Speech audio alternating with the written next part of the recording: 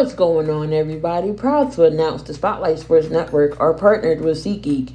Save $20 off your first order for live events, concerts, and sporting events, and more. All you have to do is just insert the promo code Spotlight Sports Network to save today. Again, that's Spotlight Sports Network and save $20.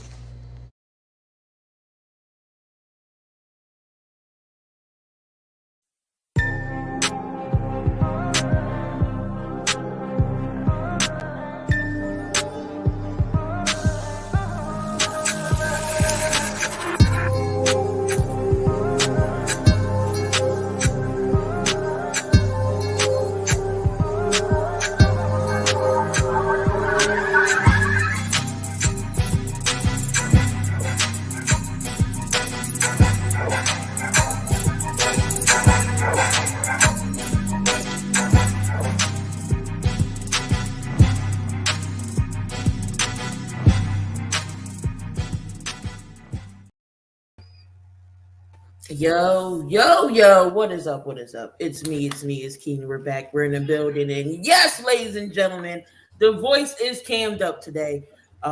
It's an off day today. So I am here with y'all on camera and not behind the mic. But we got a great show for y'all today. We got my guy, Coach Dante, as always. What's going on, Coach? Hey man, I'm happy. What's going on? How everybody doing this morning? Got my Dr. Pepper. What's in that cup? What's in your cup? My Dr. Pepper, my gummies. My Texans won yesterday. Longhorns had a big week this weekend. Let's go, man. I'm hyped up, man. And, Let's go. This show is going to be sponsored by Dunkin' Donuts today because I do got the coffee and ice coffee. But we got my guy, the Con Man, on this morning. What's going on, Con? What's going on, y'all, man? Looking forward to a great show. Happy to be with you all. We got a lot to discuss. All right, we got a lot of people in the building today. As always, we got Scott. He's always here in the building. What's going on, Scott? You're muted. You muted. You are muted. Is that better? Come on, Scott. There you go. All right, we're not muted no more. Glad to be back here. Interesting weekend. Covered some soccer and some football, but we're good. So, all right, we got AJ here. What's going on, AJ? Hey, how you doing, everybody? And we got Brett. He's here. He's here. Good, What's AJ. going on, Brett? Oh, not much. All right, so let's get down into it. Last night, Sunday Night Football, we seen Joe Burrow and Lamar Jackson square it off. I picked the Bengals, but of course, they lose. Lamar Jackson with that last scramble, 20 yards to get them in the field goal range. He got the best kicker in the NFL right now, Justin Tucker. He's Mr. Automatic. Dante, we're going to start with you since you covered that game. What did you think about last night's game? I thought last night was a great defensive battle between two AFC North teams. Both quarterbacks actually struggled. Both quarterbacks actually struggled in the game. They didn't play their best. Lamar Jackson was missing wide open receivers the whole night. Miss Wallace down the sideline for a wide open pass. You can see he was frustrated. He was running off the field. Joe Burrow, Jamar Chase couldn't connect pretty much. Jamar Chase was getting locked up a whole night, but then again, Jamar Chase did make a big catch later in the game. On a fourth and two, that's when the game made a difference for the Cincinnati Bengals in the red zone. How you throw the ball four straight times, you don't give it to Joe Mixon not one time on that fourth down. That's was scratching my head. When you get in the red zone, you're thinking the team is going to pound it in and run it. And Joe Mixon had a great drive on that drive. You got to feed him the football. Instead, guess what you do? You get cute. You go with try to do a Philly special, which is give credit to Baltimore for busting that up and Marcus Peters knocking the hell out of Tyler Boyd. That was the difference of the game right there. That goal line and Zach McPherson, I don't mind him going for it on that fourth down because if you get stopped, you're right there, which they did. But then again, you got to come with better play calling on that situation. You got to at least run the football with Joe Mixon, who got you down there. And then we already know Justin Tucker. What more you got to say about him? Best field goal kicker in the game. He have a strong leg. Don't have the strongest leg, but he's damn accurate. 58-yard field goal, then a field goal to win the game. Lamar Jackson, he had to do. And Baltimore's running game did a very good job all night, and Mark Andrews stepped up for Lamar Jackson. But, I mean, Cincinnati, better execution. Terrible goal line play calling. By the offensive coordinator, by the head coach. You got to come up with better play calling. You can't get cute in the red zone. That was the difference of the game. But give credit to Baltimore's defense. And Lamar Jackson just did what he had to do. He did not have a great night, but he did what he had to do to win the game. All right, Scott, what do you think about last night's game? Does this solidify Lamar Jackson possibly as a runner for MVP? Well, here's the deal. Number one, what more can you say about Justin Tucker? 61 straight successful field goals in fourth quarter and overtime. That's what you can say about him. That isn't good enough. 17 for 17 career and attempts. Field goals in the final minute of regulation. That's what you can say. 43-yard field goal. You're going to see more and more about these teams later in the year. So I really wouldn't bank on it. At least the one thing you had last night was a whole lot better football game you had Thursday night. That's for sure. There was some drama there. I mean, my goodness. These are pretty good quarterbacks. They really, really are. So, Cincinnati and Baltimore, they always play each other real tight at times. And to me, I really wouldn't put a whole lot of stock in the game early in the year other than the fact that it's a divisional game. And yes, like Coach Dante said, you do have arguably one of the best field goal kickers in the game. So, the better team won last night really is what it came down to. And more power to them. But you haven't heard the last of these guys by any stretch. I like Burrow. I like Jackson. So to me, I wouldn't put these stock. Brett, what do you think about last night's game? It was definitely an ugly game, but at the end of the day, you're going to have those divisional games can get weird. Lamar Jackson struggled, but like Coach Dante said, at the end of the day, he needed what he needed to do to win. I do think the Bengals really needed to focus on stopping the run more. They got carved up pretty bad last night. But at the end of the day, it was an ugly game. And when it comes to, I know you mentioned, does it solidify Lamar Jackson as MVP after yesterday? Maybe Josh Allen leapfrogged him, but it's only week 5, so there's plenty of time for that debate. AJ? Yeah, I think last night's game was exactly what you expect from two teams in the AFC North. Smash mouth, hard, defensive type of game, some plays here and there through the offense, but it is what you expected. Rarely do you ever see a defensive game, or I should say, you rarely see a blowout between two teams in the same division. Rarely does that seem to happen, even when you have teams who are above and beyond. I think if you go back to when the Patriots was 17-0, I think even all of their division games, except for maybe one early game against the Jets, was it's kind of close. So it's always going to be a very close thing between two good teams in the same division.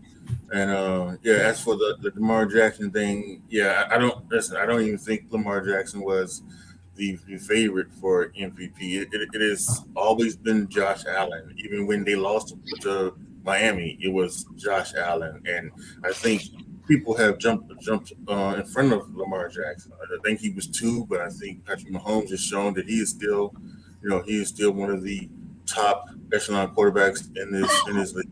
I think Michael Parsons on the defensive side is starting to show that maybe for the first time since Lawrence Taylor, right, that there's a defensive player that can win the MVP. And listen, Justin Jefferson caught 12 balls yesterday against the Bears, and he is just fighting for that spot as the best receiver in the league. So I think those 4 guys are ahead of Lamar Jackson. Lamar's 5th, but give Lamar credit. He's got these Baltimore Ravens in a good spot right now. All right, Con, what you got to say about last night's game? Well, I think we figured it was going to be a smash mouth game. Two teams who really know each other very well. What I put a hint on is, as Coach stated, the fact is both teams really didn't rely on the run as much. And I felt that, in order to be a successful team, you have to, stretch the run a little bit more than what both teams did. I think that, as far as the pass is concerned, Lamar I mean, he went 90 for 32. I mean, I'm saying for yards. It was adequate, but again, he didn't establish the running game, and neither did Burrow as well. So my guess is that it was a low-scoring game, kind of boring, but as one of the hosts stated, it was better than last Thursday. Hopefully, they'll improve during the course of the season. As far as Lamar's MVP, I think that it's still early. It's only game 5. It's still early to establish yourself as an MVP. MVP is usually a quarterback's award. So, as far as wide receivers, rarely do they give it to a defensive player. So I think more than likely it's probably go to a quarterback, whether it's well deserved or not. And I still think that Lamar will be in the running as the season goes on. So I think he still has a great shot at getting MVP. Hey, Michael, you make an interesting point about the MVP. Doesn't it almost seem like the Heisman Trophy where they usually give it to the quarterbacks anyways, right? So it's almost like a relative comparison there. Interesting point. Yeah. Offensive award to get, we still have an MVP Heisman, and where does it usually go most of the time? The guy that throws that thing called a. Yes, that's true. Yeah, so definitely. So Baltimore looks like they're going to, for right now, will be the leaders in the AFC North.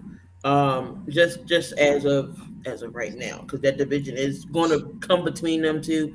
But maybe sneak out for the Browns too.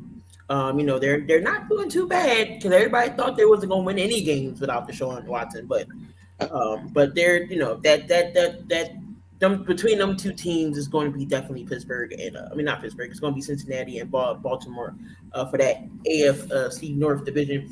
But let's move on and preview tonight's game. We got another division game up in that AFC West.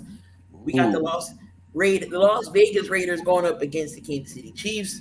AJ, let's start us off here with you. The preview for tonight, what's going to go down, and what's your prediction? Well, I think the Chiefs have this one, and I think this is really going to be focused on the Raiders and their ball control offense. You got to keep Patrick Mahomes off the field. If you can keep Patrick Mahomes off the field, that's going to be better for you as a team. And you got to put the ball in the end zone. You can't kick field goals because Patrick Mahomes, Kansas City Chiefs, they're going to score a touchdown. So if you get down to the red zone, you got to score a touchdown. Ball control, keep them off the field. But I just don't see them doing that. And even if they did do that, I think Kansas City can do it too. They're as good as the offense they are with their quick strike, they can methodically get you down the field as well. So I see Kansas City Chiefs winning this. I don't think the Raiders have.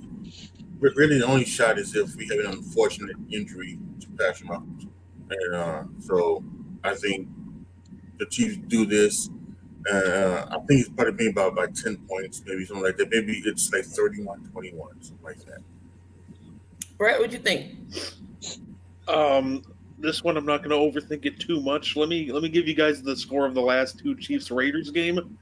Chiefs 41, Raiders 14. Chiefs 48, Raiders 9. I don't think there's too much to think about here. The Raiders look arguably even worse than those iterations that got decimated by them last year. The talent may have gotten better, but they're all not on the same page. And to me, that's just going to kill them. So I think tonight the Chiefs are just going to slaughter the Raiders, and it's not even going to be close. It's going to be like a 21, 28-point game. Chiefs win. And to your point, last year's Raiders team made the playoffs, and they got destroyed by the Chiefs last year. So, good point by you, Brett. This is true. Scott, what you think?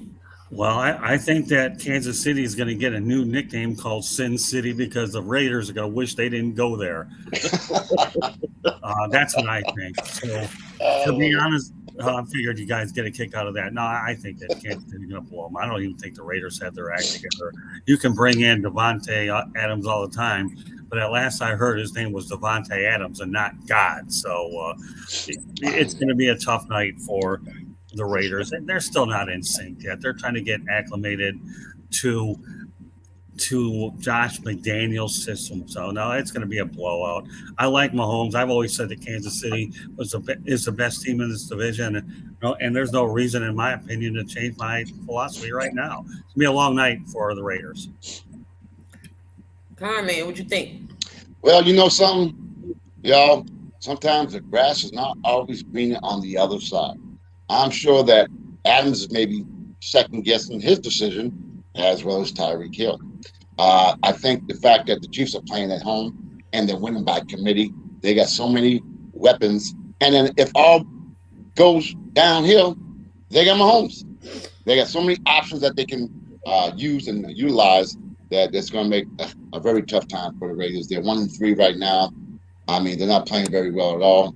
The Chiefs are really playing really well, and I think Mahomes is playing out of his mind. And again, he has so many options to choose from that it's going to be, as you all say, it's going to be a blowout. I'm going to go 28-10 Chiefs.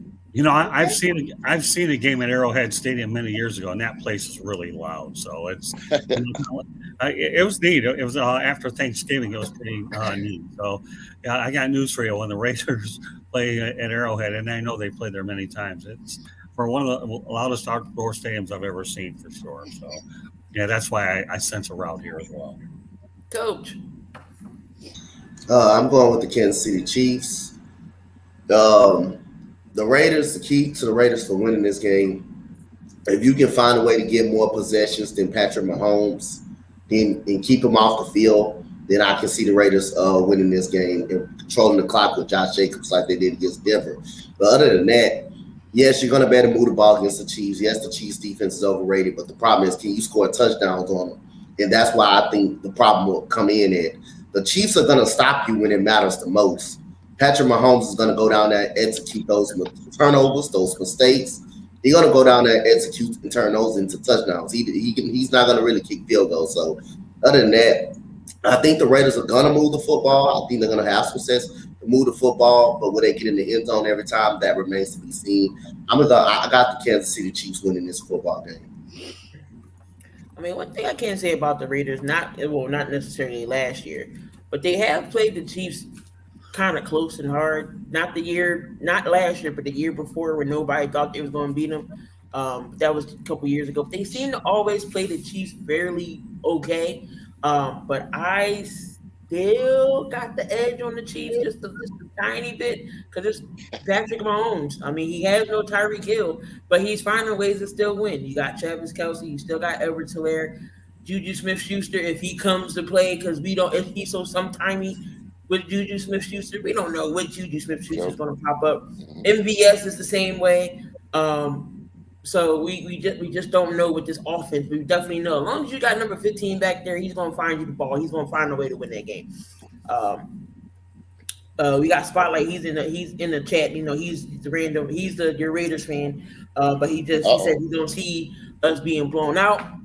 Well, definitely we'll see again. Like Dante said, Josh McDaniels has to give the ball to Josh Jacobs. You cannot not rely on Josh Jacobs in that running game. Carr has to get everybody involved. I think Hunter Renfrow comes back. You got Devontae Adams. You definitely got to get Chandler Jones involved. Y'all paying him all this money. He has not had a sack yet. So, Josh Jacobs, you got to let the handcuffs off of Jared Carr. You got to let the training wheels go. So that I still got the edge over the Chiefs, though. But we got that. But before we go ahead and moving on again, I keep losing my list. All right. So let's go to the Tampa. And then speaking of the devil. I'm sorry. Good morning, gentlemen. Good morning, Key. I just wanted to, come up on the show because I'm at work, so I had to stay camped down. But I don't know if y'all saw the morning show yesterday that I made my prediction. I said the only way that the Raiders will win this game is that you have to get pressure on Patrick Mahomes with Max Crosby and Chandler Jones. You got to keep him in the pocket. You do not want him running around like a backyard quarterback and just throwing it all the way across the field for a touchdown. You just don't want that. Number two, if Josh Jacobs get 33 carries for 144 yards to 2 TDs like he did last time, which I think he can on his Kansas City Chiefs defense, we win the game. And Derek Carr has to be mistake free. He has to be mistake free, and his offensive line has to hold up. There's a few things, a few other things that I could say about it, but people saying 40 something to 80. I mean, I understand the last two times that we did play. Yeah, I understand that. But if you look at that year that we had Henry Ruggs, we went in and shocked the world. If we could, I, this is my thing. Yes, they have a great offense. Don't get me wrong, but their defense is so suspect, and I'm gonna tell you why. Because they only played one good offensive firepower when healthy, and that was the Buffalo Bills this year. They lost to a bum Colts team that they couldn't even score 20 points on, and then they almost lost to the Buccaneers because Buccaneers came back in that game, but they was injury. They had a whole Bible of injuries, so I see why they lost that game. They had a whole Bible of injuries. So the teams that they play have not been that good, even though that we have not been that great either. But I seen a change in the philosophy in the Denver game. And I feel like now we have Hunter Renfro coming back after missing 2 to 3 weeks with the concussion. Our best linebacker, Denzel Perryman, is coming back. I see this being more of a closer game than people expected. I say the Raiders win by 3, but if it comes out to be the way the Chiefs win, the Chiefs win. I'm not gonna be mad at it. It's just that we just have to come out and play our complimentary football, and hopefully this will be the week that we do it. So that's why I just wanted to come up here and just say my 2 cents on it. And Dante was right. Our red zone woes have been our issue, and right now I feel like I don't see no. People can say what they want about Mac Hollins, but he has been clutch for us in the last 2 weeks. So if you have somebody that could defend him on a 50-50 ball, be my guest, because I feel like Derek Carr now, he has to spread the football around. You have to pick your poison with this offense. If he does that, then we'll be fine. But I would not be surprised if the Chiefs win, but I'm still going to take my Raiders to win by 3. All right. So moving on to yesterday's game with Tampa Bay and Atlanta. Ooh, I The want to talk about this one. questionable call that everyone's talking about because Tampa Bay was, they was winning, and Atlanta has been in some games. I'm not going to discount Atlanta because they're not really winning, but they're in fights pretty much in these games they've been playing. They've been competitive. Mariota understated them just a little bit, but we all seen that roughing the passer call. How y'all feel about this roughing the passer? If that wasn't a roughing the passing call, do you think Atlanta would have won this game? Dante, go ahead. I can't elaborate on it because I didn't pay attention. I ain't see the hit or the call, so I can't Can elaborate. I elaborate on it then? And I can just Yeah, let go ahead. Dante. Well, just from what I saw, I don't know if you saw on the Spotlight Sports Network Twitter, I retweeted the actual video of Tom Brady still having the football and getting sacked like a regular tackle, and they called it roughing the passer. How can you call roughing the passer when the quarterback has the ball in his hands? That doesn't make sense to me. What type of refs are the NFLs are hiring these days? Hello, you should know your calls by the end of the day. If that man got the ball in his hand and he's trying to get away, he is considered a runner, not a passer at that time. So when he's going down to the ground and he has that football in his hand, that is a sack. That is not a roughing the passer. I don't know if Atlanta still would have won the game, but I still think it was a terrible call. From what I saw, so I actually seen the play.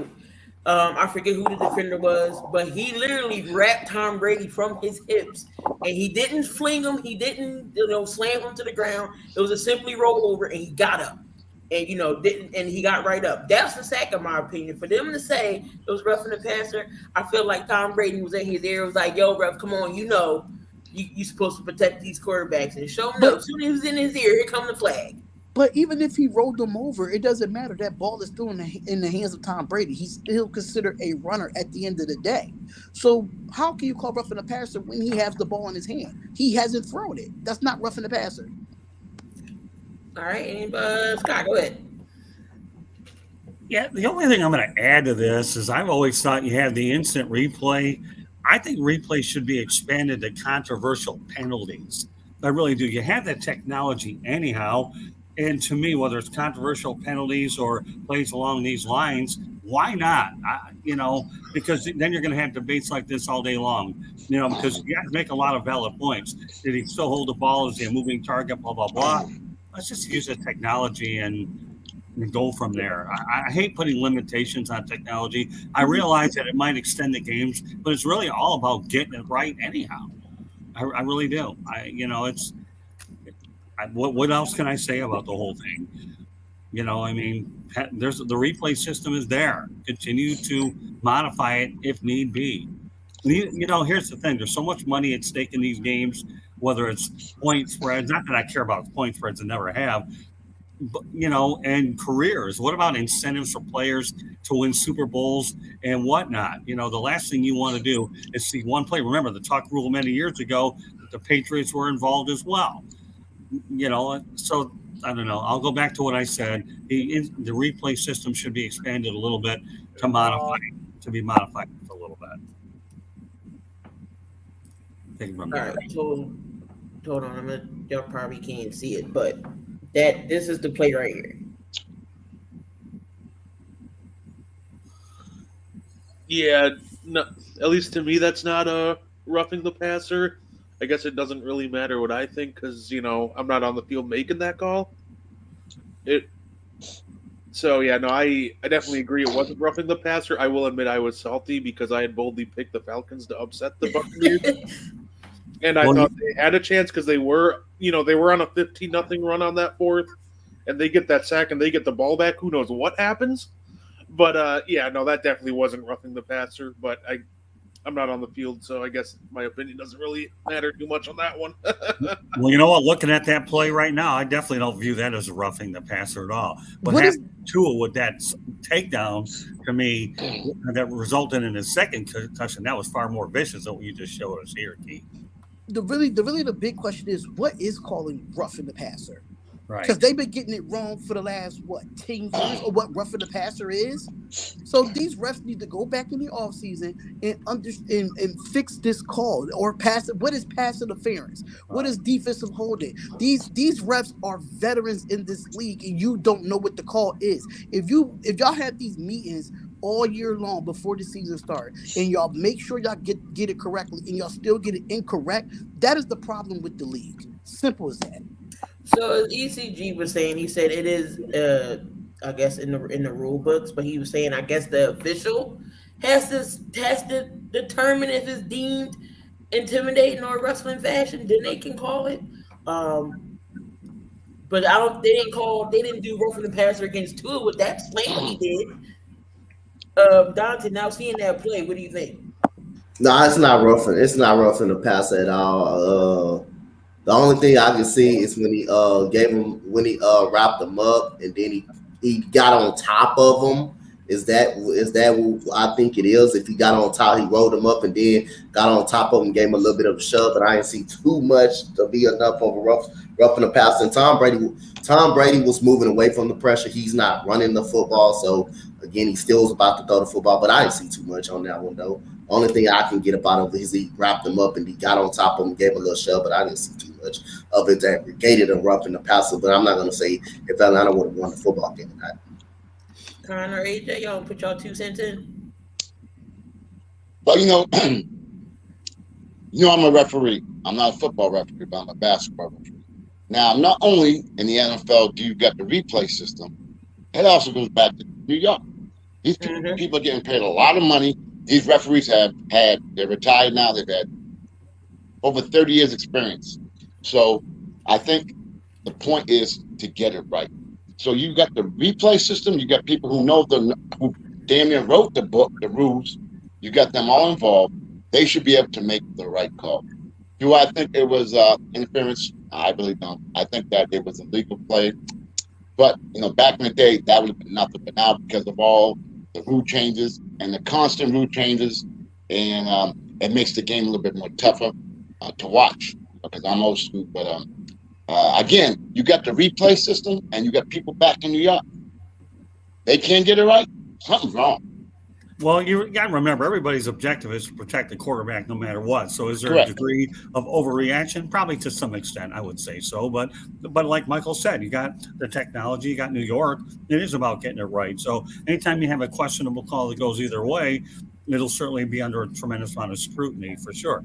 But let's face it, I remember growing up in my time, Michael, you probably can appreciate this as well. And perhaps you, AJ, these quarterbacks took a beating back there, and they didn't even have to pass the thing at all. So, I guess when you show your wear and your age and all that business, I wonder if we're playing patty cake baker's man in this day Right, and age right. versus what it was back in the day where, you got sent down to, well, you were lost in space. And I think a lot of us remember that show Lost in Space, but they have it on the Right. Well, Michael doesn't understand, and maybe AJ, and I think Coach Dante, I was at the only game ever where a man died on the field with Chuck Hughes back in 1971 when the Ooh, Lions lost to the Bears. Yeah, I mean, and it's still to this day the only thing. I was only 8 years old. Why am I bringing it up now? ooh. Well, the contact, and this was a heart attack. This had nothing to do with a actual play. So, but when you talk about the fact that they are trying to protect quarterbacks, is there going to be a little gray area where maybe it should have been? I don't know, but this is what we have. Welcome to 2022, guys. This is the Yeah. NFL, not 1971, not Vic Butkus and all these guys sending you into tomorrow. AJ? Yeah. I mean, to Scott's point, if you go back on YouTube and you search Marshall hit against Joe Ferguson, I mean that would totally be a roughing the passer call now. Right. Play, I think those are one of those plays where maybe technically by the rule it was called correctly, but you've seen that in so many games, and I mean the Tua play where the defensive guy kind of rolls over and puts the quarterback on the ground is not called pass interference. No, not pass interference. It's not called roughing the passer. So to me, that was not a roughing the passer call. I would not have called it if I was an official or anything like that. So I think that is, that was just a bad call. Jerome Boger has been a horrible ref his entire career, and that is just this is what it is. I don't know how he got the opportunity to do a Super Bowl one year. He's always been awful since the first day he came on the scene. As to what you mentioned about like trying to get it right with the instant replay and things like that, and I was watching Get Up earlier this morning, and Dan Orlovsky has said something about that. Right, there's going to be a sky judge, some things like that. But we tried this a couple years ago with the pass interference. Oh yes, let's I let remember that. pass interference review, and like the majority of those calls were not returned. They stood or was confirmed. And it felt the officials said, well, okay, so you're gonna make pass interference now? Okay, so we're gonna review it. Yeah, we'll review it, but we're gonna keep the call on the field as it is. And so I think this would be the same way. If you try to, if you try to legislate, the replay of roughing the passer, it would be the same thing. The majority of the calls would stay the same, whether if it was or if it wasn't.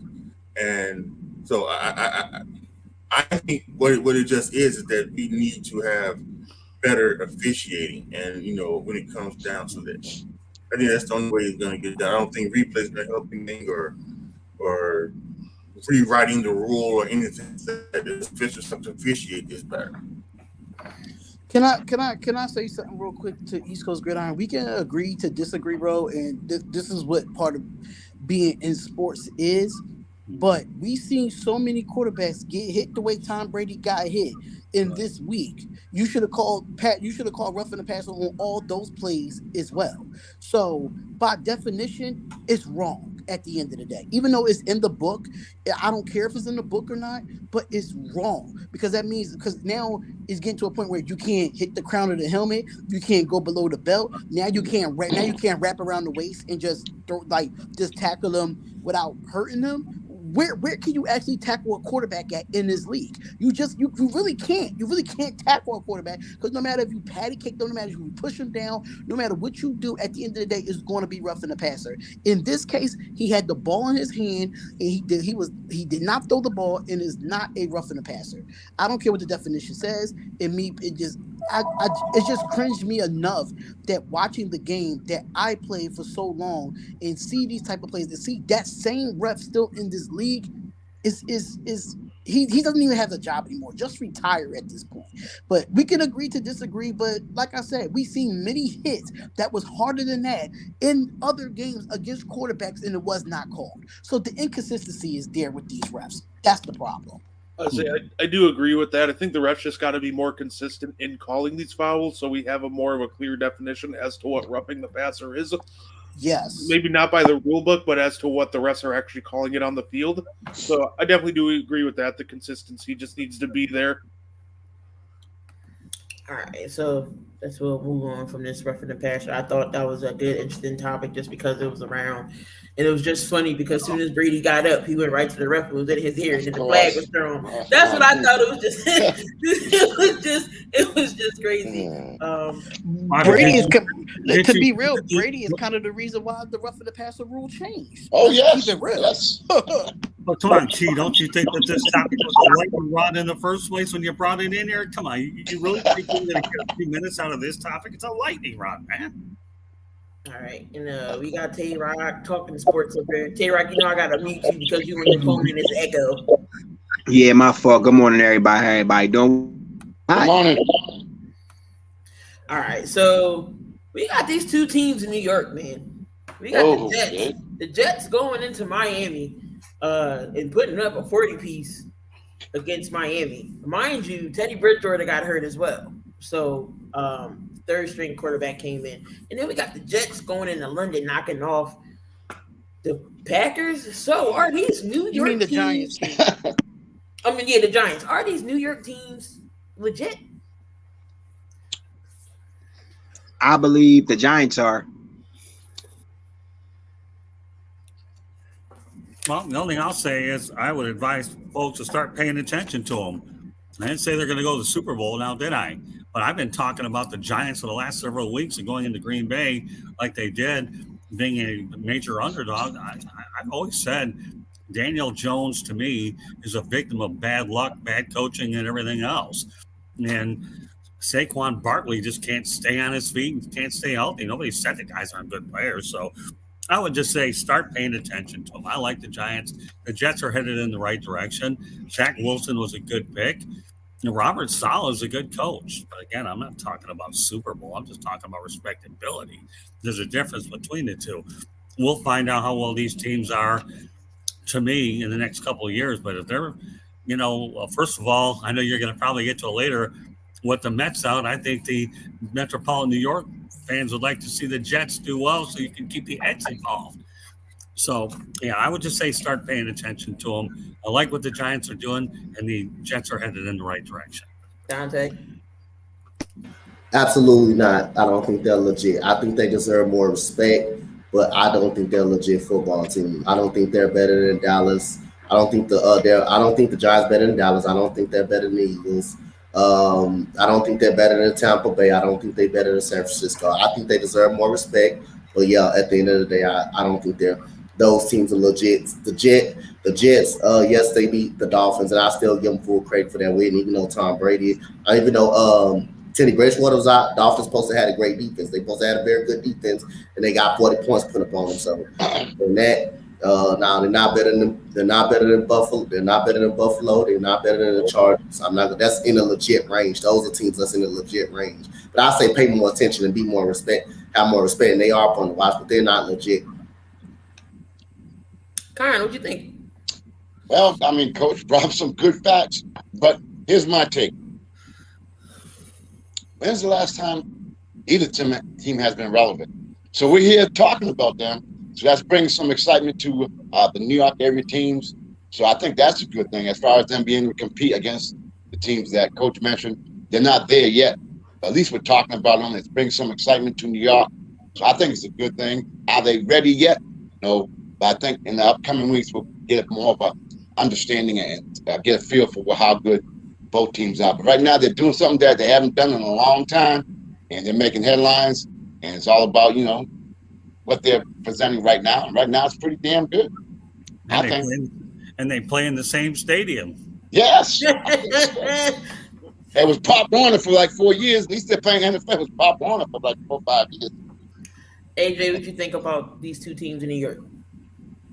Yes, I think the Giants are. I think the Giants actually are legit. I think they have a good defense. I think they have a running game. Saquon Barkley is back.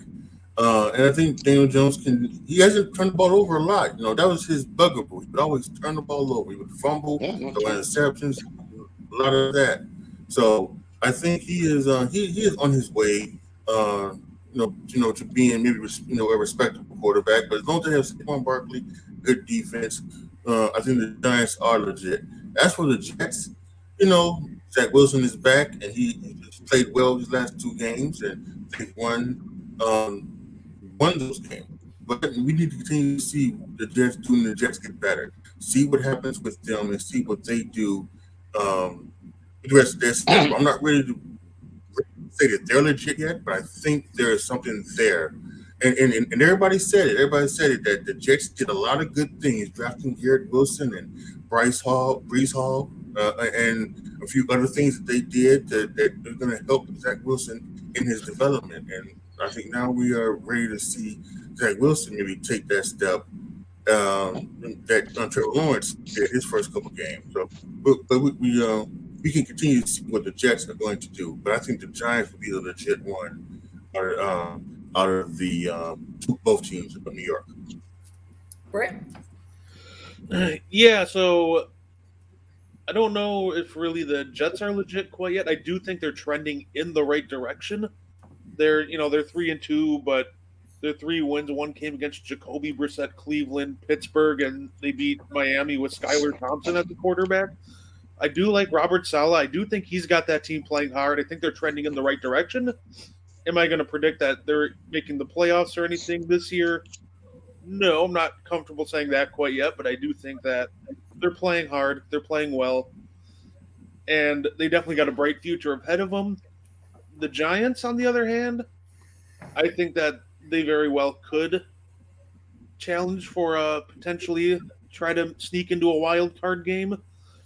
Now, I don't think that they'll actually make it to one. I do think that that passing game has a lot of question marks. I think that they'll need to get a couple receivers or get a receiver going to actually make it, because I know Saquon's been playing well, but he can't just be their offense all the time. So I do think that the Giants I think both teams are trending in the right direction. I like the Giants more this year than the Jets, but I don't really think either team are making the playoffs, but I think they both have great coaches and they're trending upwards. Yeah, that's a good point too, Brett. I've always thought the world of Brian Dable. When he left Buffalo, we all know what he did in Buffalo, and to see him actually turn that culture around with his attitude there, Brian Dable, to me, if he continues to win the way he is, he could be a candidate for Coach of the Year, depending on how things are going. I wouldn't rule that out at all. I would not. I'm not, like I said, I'm not knowing neither of these two teams for Super Bowl status, but if they can make marked improvement, that's another story. So, but Brian Dable's name down as potential Coach of the Year candidate. I can easily go for that. Spotlight on Tay-Rock. Y'all want to add anything to the New York team? Yes. Go ahead, Tay-Rock. Go ahead. All I'm saying is I don't really care for the Jets. I just feel like the Giants are moving in better direction than the Jets. I feel like the Giants can actually make a wild card if they can win at least. If they don't lose more, I could say they don't keep losing consistent games like how they normally do in other seasons, and they could keep this roll on. I feel like they could probably win one wild card game. It all depends who they matched up against, because once the wild cards start, any team can get beat on any given day. So that's what people fail to understand. They can have a real good game and beat somebody and be in the divisional playoffs if they make the wild card, but that's a big if.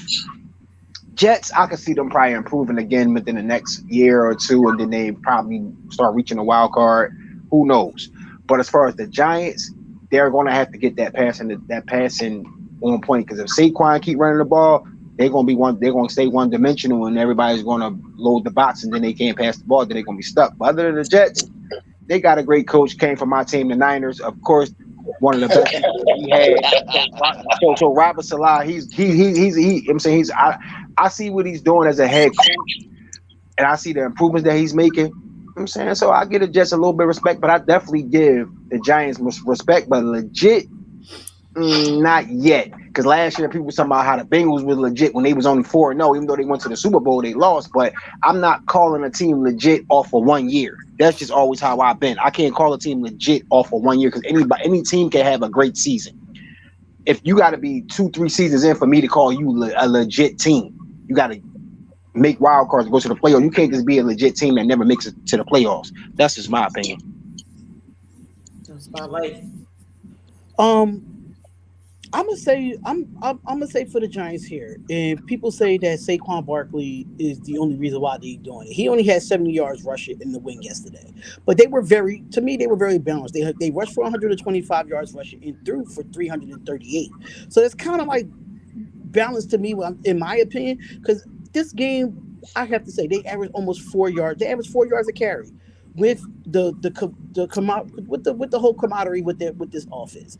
Now, I have to say the Giants, to me, the way this NFC conference is, it is up for grabs because people say, yes, the Eagles are 5-0. Completely understand that, but this NFC is still up for grabs of the top 6 teams that's going to make it to the playoffs. If you look at these schedules, but if Darius Slayton can be consistent, he has 6 receptions for 79 yards on 7 targets. If he could be consistent week in and week out, then you might have some passing game. You got to get a tight end involved in this Giants offense. I think the Giants defense is legit. Don't get me wrong. I do like Adoree Jackson and Dexter Lawrence and Jalen Smith and those boys on the New York Giants. And I really think defensively they are legit. But if they could get their offense going as far as wide receiver wise, getting Tony involved, and then you lose Shepard for the rest of the year, and the fact that they came back from 17-3 on so-called the bad man himself, the so-called bad man Aaron Rodgers. He wasn't bad yesterday. He was bad because they lost. That's how bad he was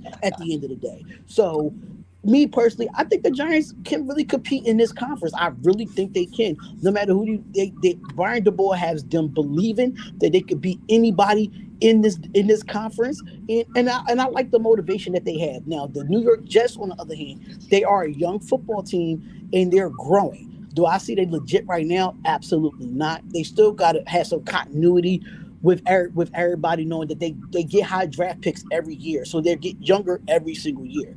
But the Jets, they trended in the right direction, but legit going to the playoffs and all of that, no. But the Giants, I see the Giants in the playoffs. Do I see a wild card? Yes, but do I can see them competing the rest of the year.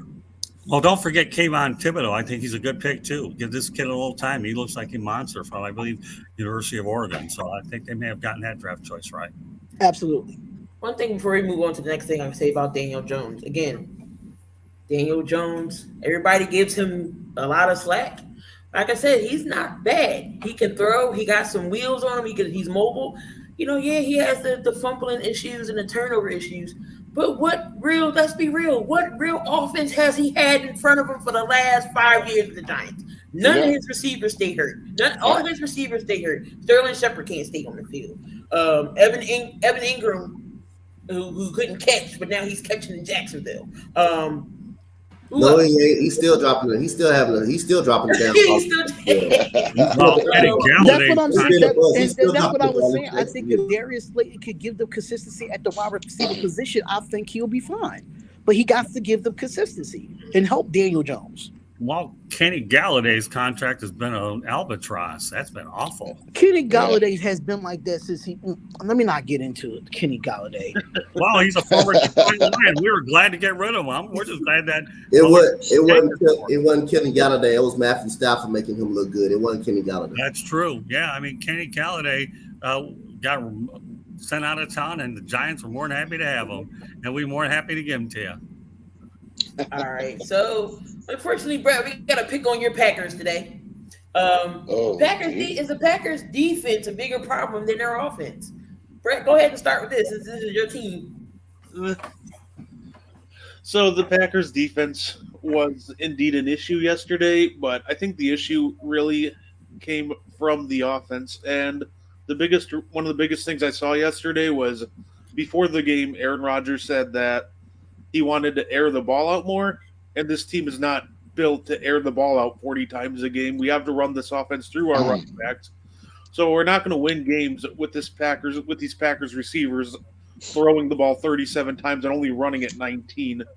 Plus, A.J. Dillon, he was getting 4.8 yards per carry, and he was the worst of the two in that regard. So, to me, it just came down to we threw the ball way too much, especially on the 3rd and 2 and the 4th and 2.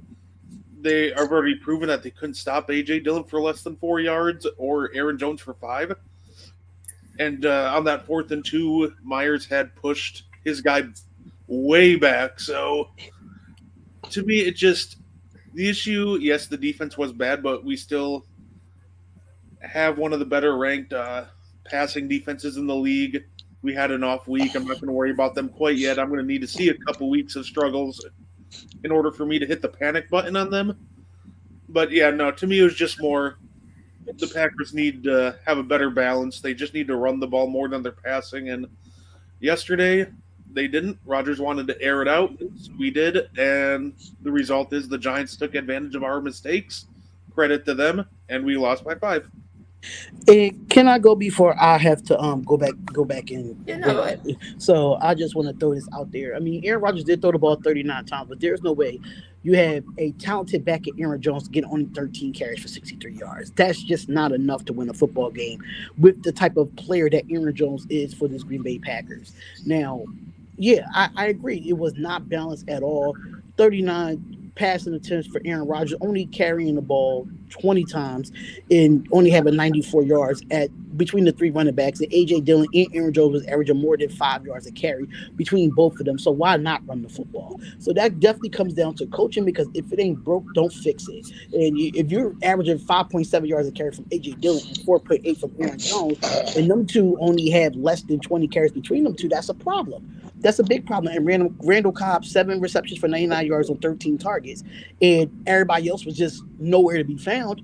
That's a problem too, because Randall Cobb is up there in age, and that guy should not be dominating a one-man band by himself.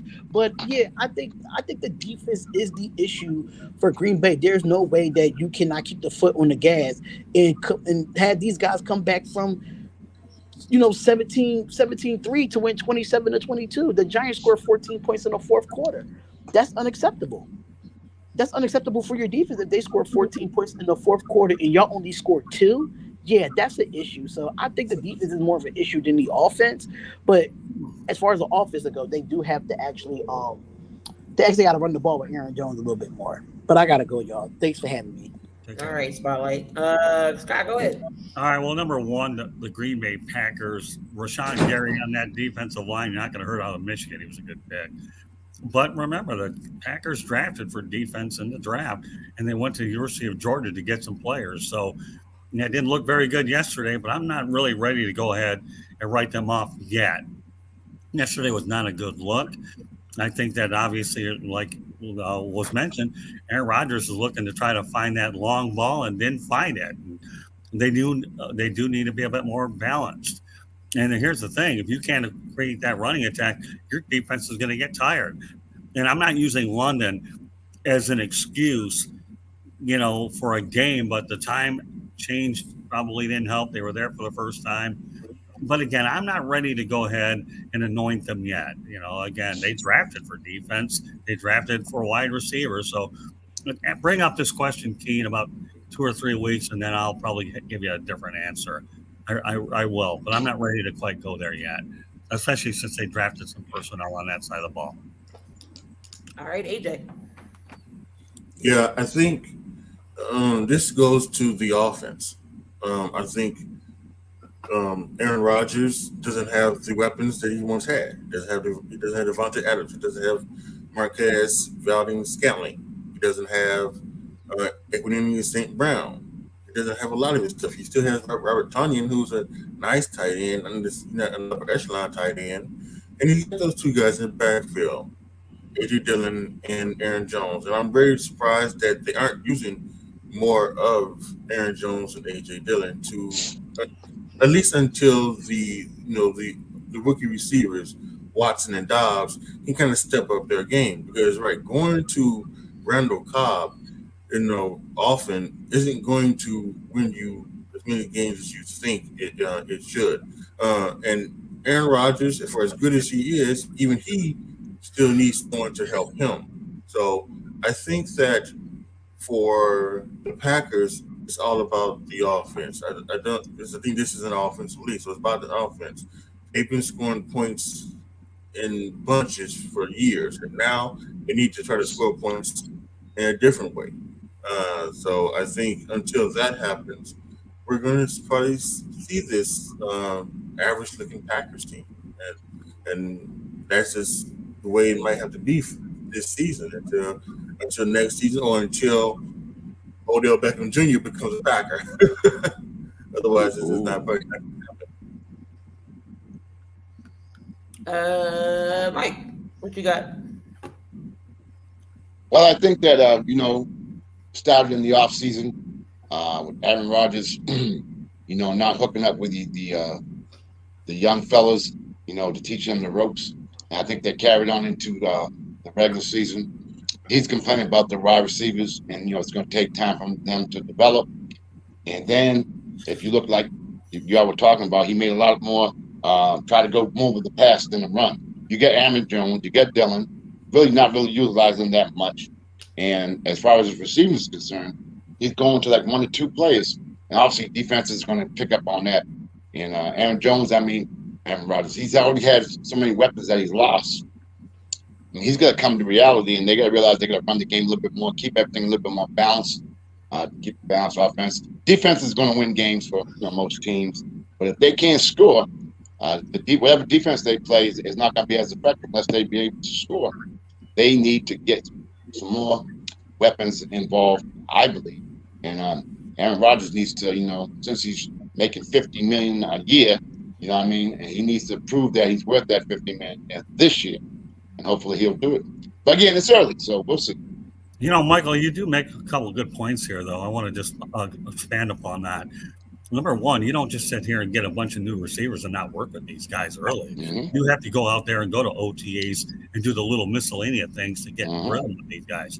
And he figured after that contract was saying, you don't just take the light switch and turn it on and off, especially when you have new personnel. And I think that's where Aaron Rodgers made a major mistake. Remember, you only have 3 preseason games instead of 4. Not that these guys ever play in them anyways, but the point is you need to get in sync with these guys. Quit using the wide receivers as an excuse that things aren't going right. I understand that, but that you got to be more active, especially when you have to make some changes as well. And I think that's where Aaron kind of erred. AJ. So we still talking about the Packers? Yeah. Yeah. Well, I mentioned earlier, it's just about the offense, and you have to continue to pass the ball to Dobbs, pass the ball to Watson, because they're going to get better as you keep giving them the opportunity. And I think like what Scott just said, Aaron Rodgers didn't play a lick in the preseason, and while maybe 1 year, in past years, that was okay because he had his guys around him that he knew and that he could work with. He had young guys. He should have been playing in the preseason, and he didn't. And now they're starting from scratch. And he was out there saying, "Well, poor Jordan Love. Well, now look at you. You're the one got to play with him now in the regular season." So Aaron Rodgers has a lot of things, going on. It's just, instead of going off to the woods and making yourself throw up and everything, call your receivers and say, "Hey, come, let's go here and let's practice. And let's run some plays and things like that." So, but it's Aaron Rodgers is just frustrating. He's a great player, but he's just frustrating. Tay-Rock. Are we talking about Nicolas Cage or Aaron Rodgers? Because the only person I seen out there was the criminal from Con Air, because Aaron Rodgers, he was thinking. I'm gonna tell you this: if they don't make the playoffs, Aaron Rodgers is going to either retire or he going to leave. I'm trying to tell you, if he don't get this right with his wide receivers right now, it's going to be a bad situation in Green Bay, and that's all I got to say. Because for real, he don't want to play there, and it shows. So you about to do something. be honest with you, if they didn't block the situation last year, he would have been a Niner. He wanted to come out there. I'm not just saying it because we wanted him, but it's the fact that if he don't get that situation right in Green Bay, they're going to have a lot of bad problems for years to come. Because for real, who are they backup? Who is the backup? Who Jordan Love? He is downgrade trash can juice. So they need to find a better quarterback to step in, and it is what it is. That's my comment. All right, let's move on here. You've seen Bailey Zappi yesterday, still looking good with that Patriots offense. But can the Patriots somehow make the playoffs? Can they sneak in somehow? Con, I'm starting with you. You in the Massachusetts area. Oh man, Key, why you I starting with me? knew Key was leading off with me. Oh, I know, setting me up, Key. Why you do that to me, Key?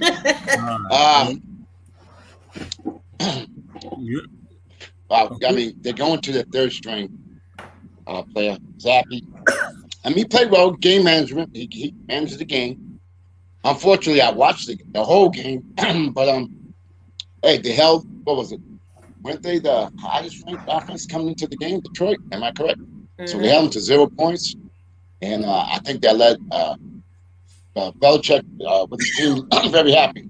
Unfortunately, I'm a little bit more close to home.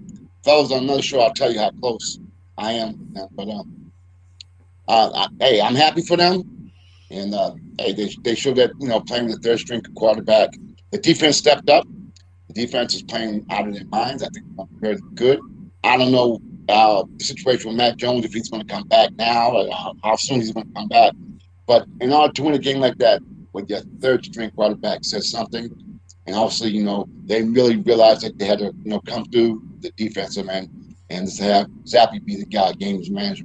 But he played well, didn't get into any trouble, did his thing. Patriots fans out here crazy, almost had a damn parade out here yesterday. But I mean, it's going well. I'm happy for them.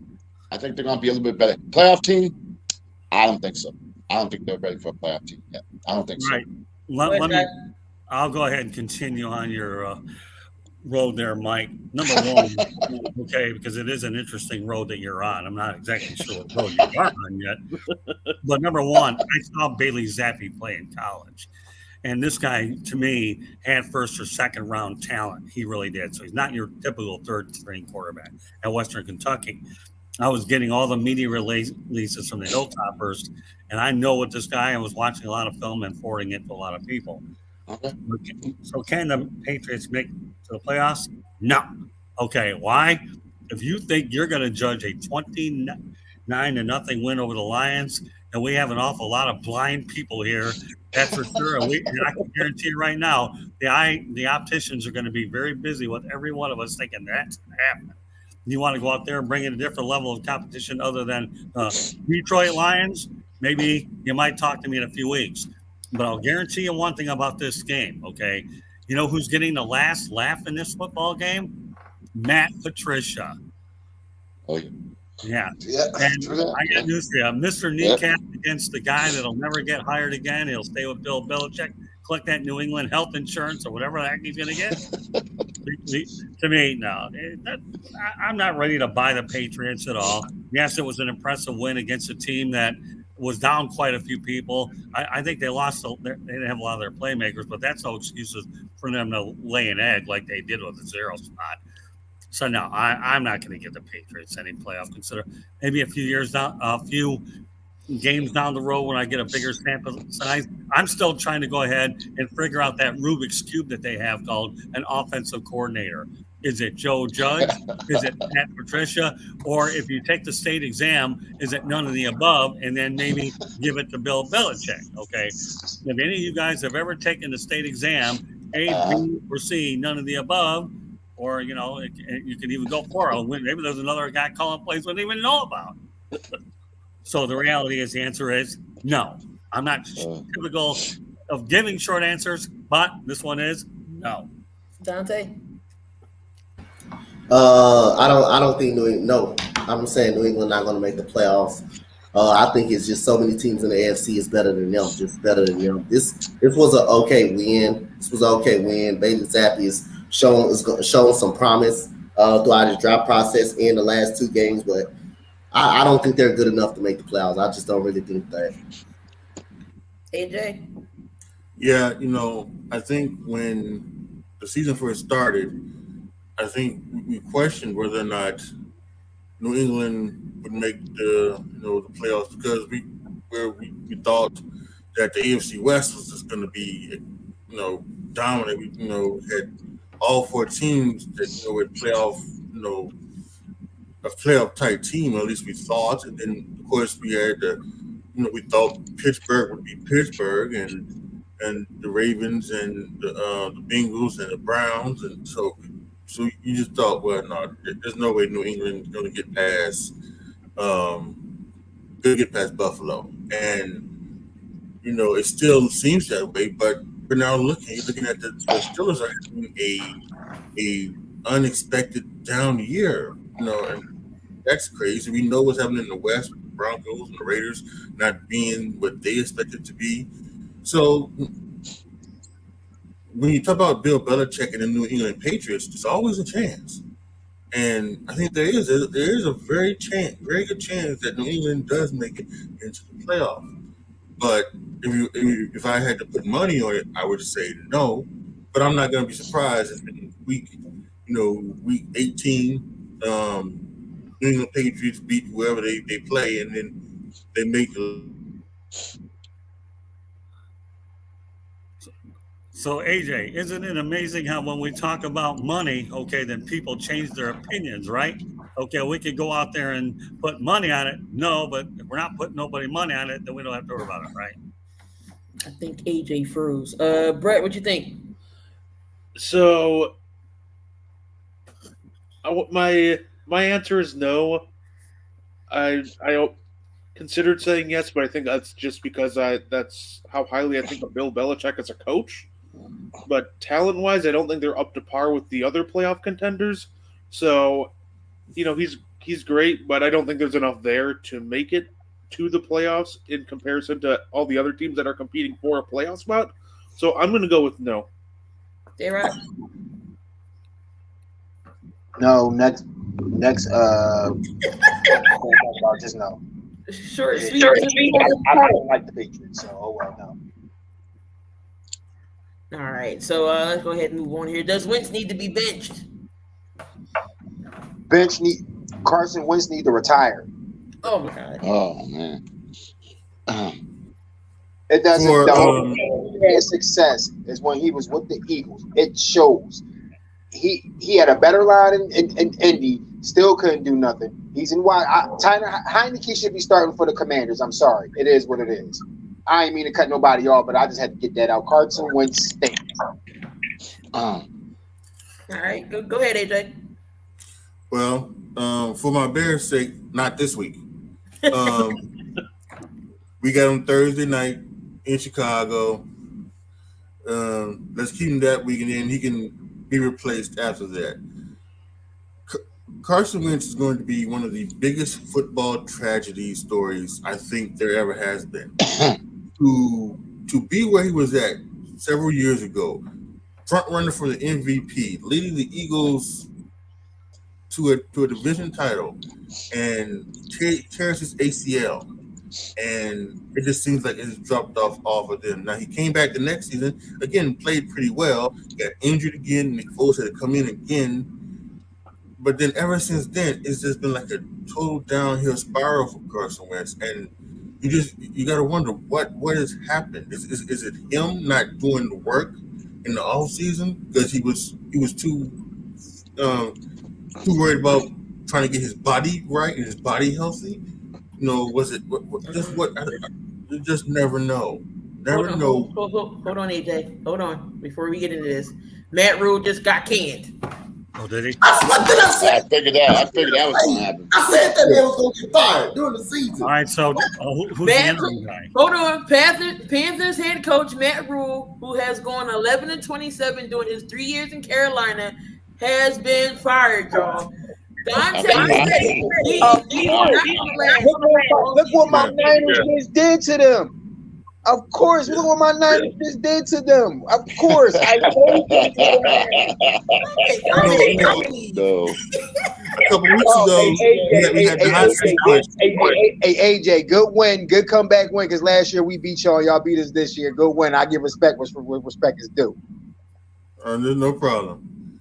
All right, go ahead, You AJ. I'm know, sorry to cut you off. I had to get that out. Go ahead. no, just really quick on that. You asked a couple of weeks ago who was on the hot seat, and ever since then we figured out it's Matt Rule on the hot seat. It's Ron Rivera, who we're talking about now with the Commanders, and those were the two coaches on the hot seat. And now we just find out that Matt Rule has been fired. So it's amazing.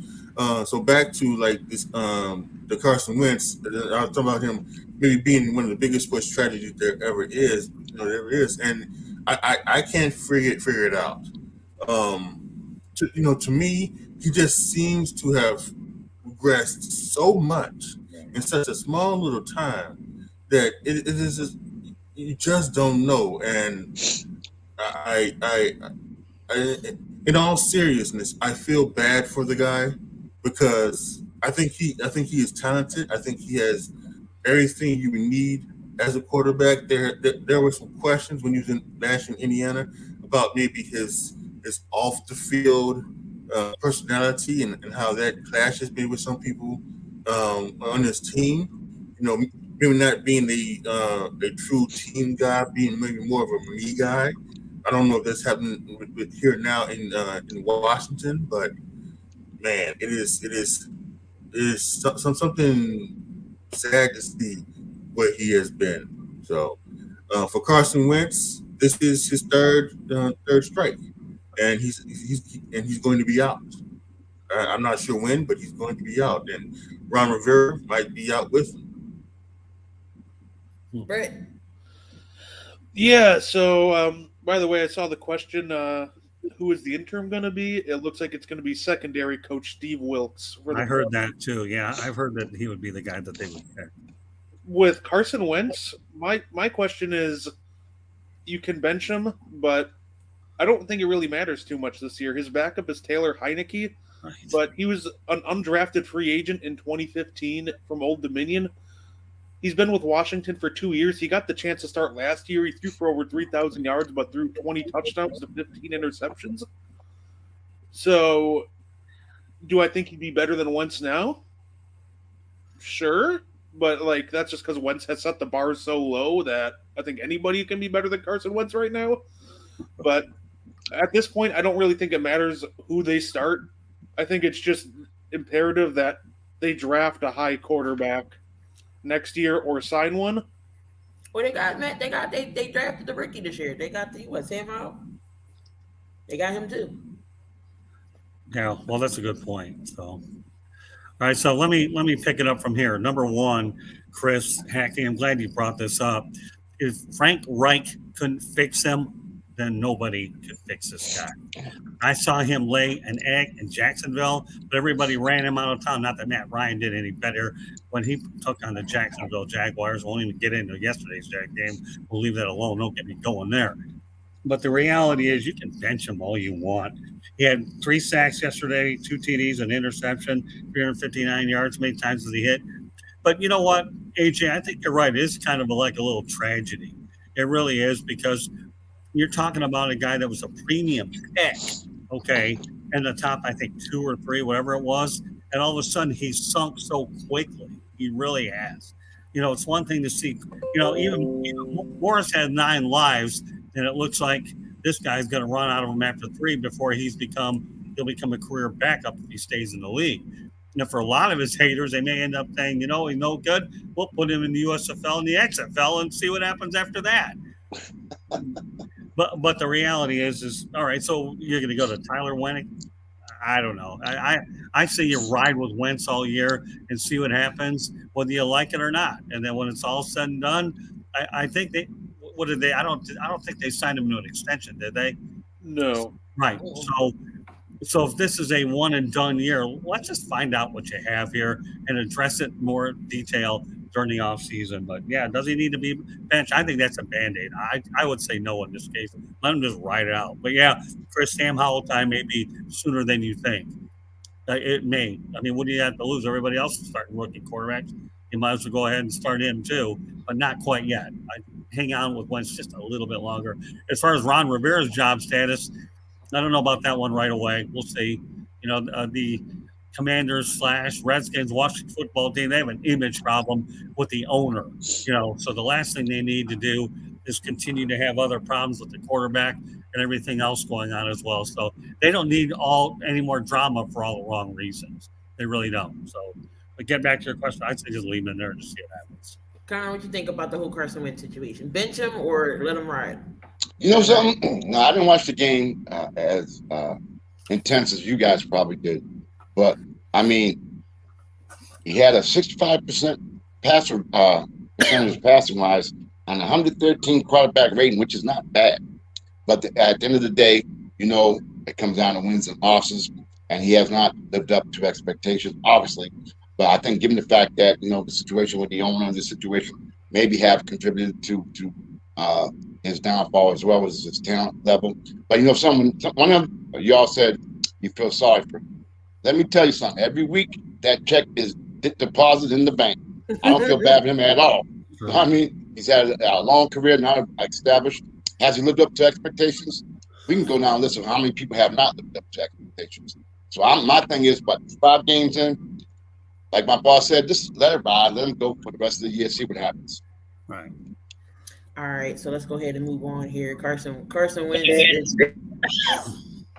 Everybody, I'm sorry. Did everybody go? I don't want to skip nobody. Everybody went. I think so. All right. I didn't go. Huh? I didn't go. Go ahead. Oh, Well, I thought you were going to take the 5th on this one, Coach. No, I ain't gonna take the 5th on this one. Carson Wentz has looked good in some games. He has looked bad in a lot of games, but most of the games this year. But like Conman said, like I say, I can see him putting up one terrible game and see him getting benched. You want to see Taylor Heineke did pretty okay last year. He wasn't the best.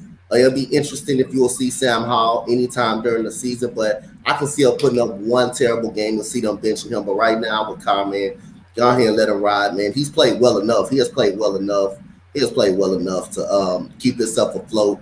But again, if he puts up one terrible game, I can see him getting benched. So I'm kind of 50-50 on that side.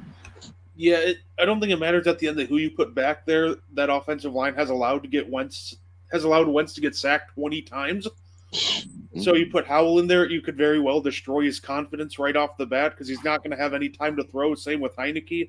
He's just going to throw a lot of bad turnovers because he has no time. So I don't think it's only Wentz is the issue. I do think that line has done a terrible job in protecting him.